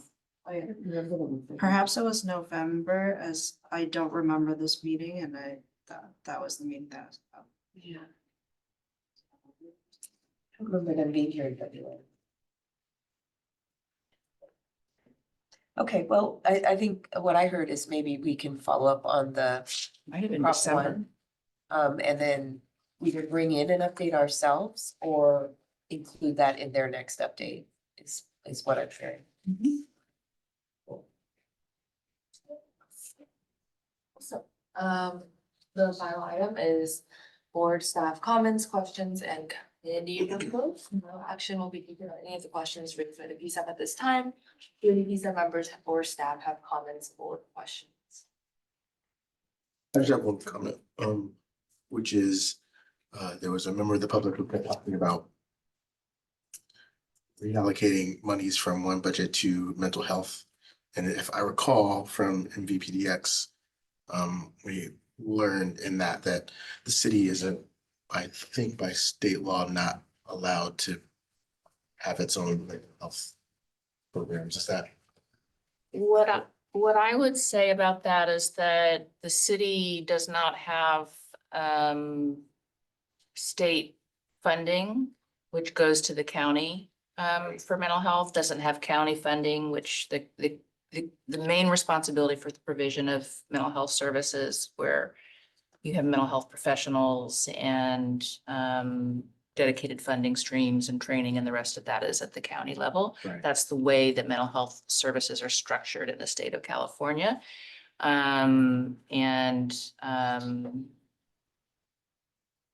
There, you know, the amount of money that it would take to provide mental health services would be more significant than that need could not be met by our general fund. We do currently have support for CHAC as one of the items in our budget. So that's more what we do. We have a human services division, and the role that we play around a lot of the social services is to be a convener and a partner and a catalyst. And it is unique that we fund as much as we do around the unhoused, like safe parking and unhoused and vulnerable populations. We're not a funder in a significant way of mental health services. And that constitutes my comment. Thank you. Speaking of mental health services, I also have been wondering how the passing of Prop 1 affects our services.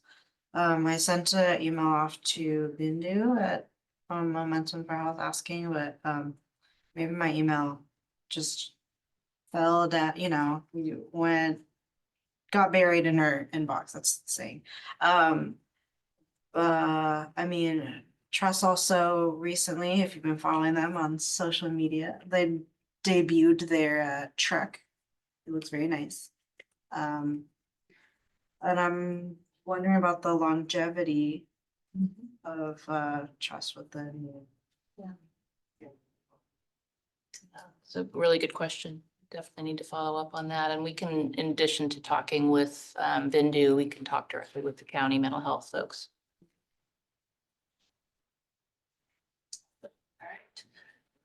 Chair, before you get to your next item, I just wanted to share, today we had Champorado con la Policia, or it's a Mexican thick hot chocolate. So we had basically coffee with a cop, but it was cocoa with a cop at a local panderia at Latham and Escuela. It was perhaps the most attended coffee with a cop engagement that we've had, with dozens of families and many, many community members from across the community, from all spectrums.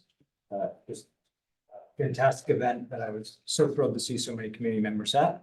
Stay tuned for some photos on our social media, but I wanted to share that with the PSAP.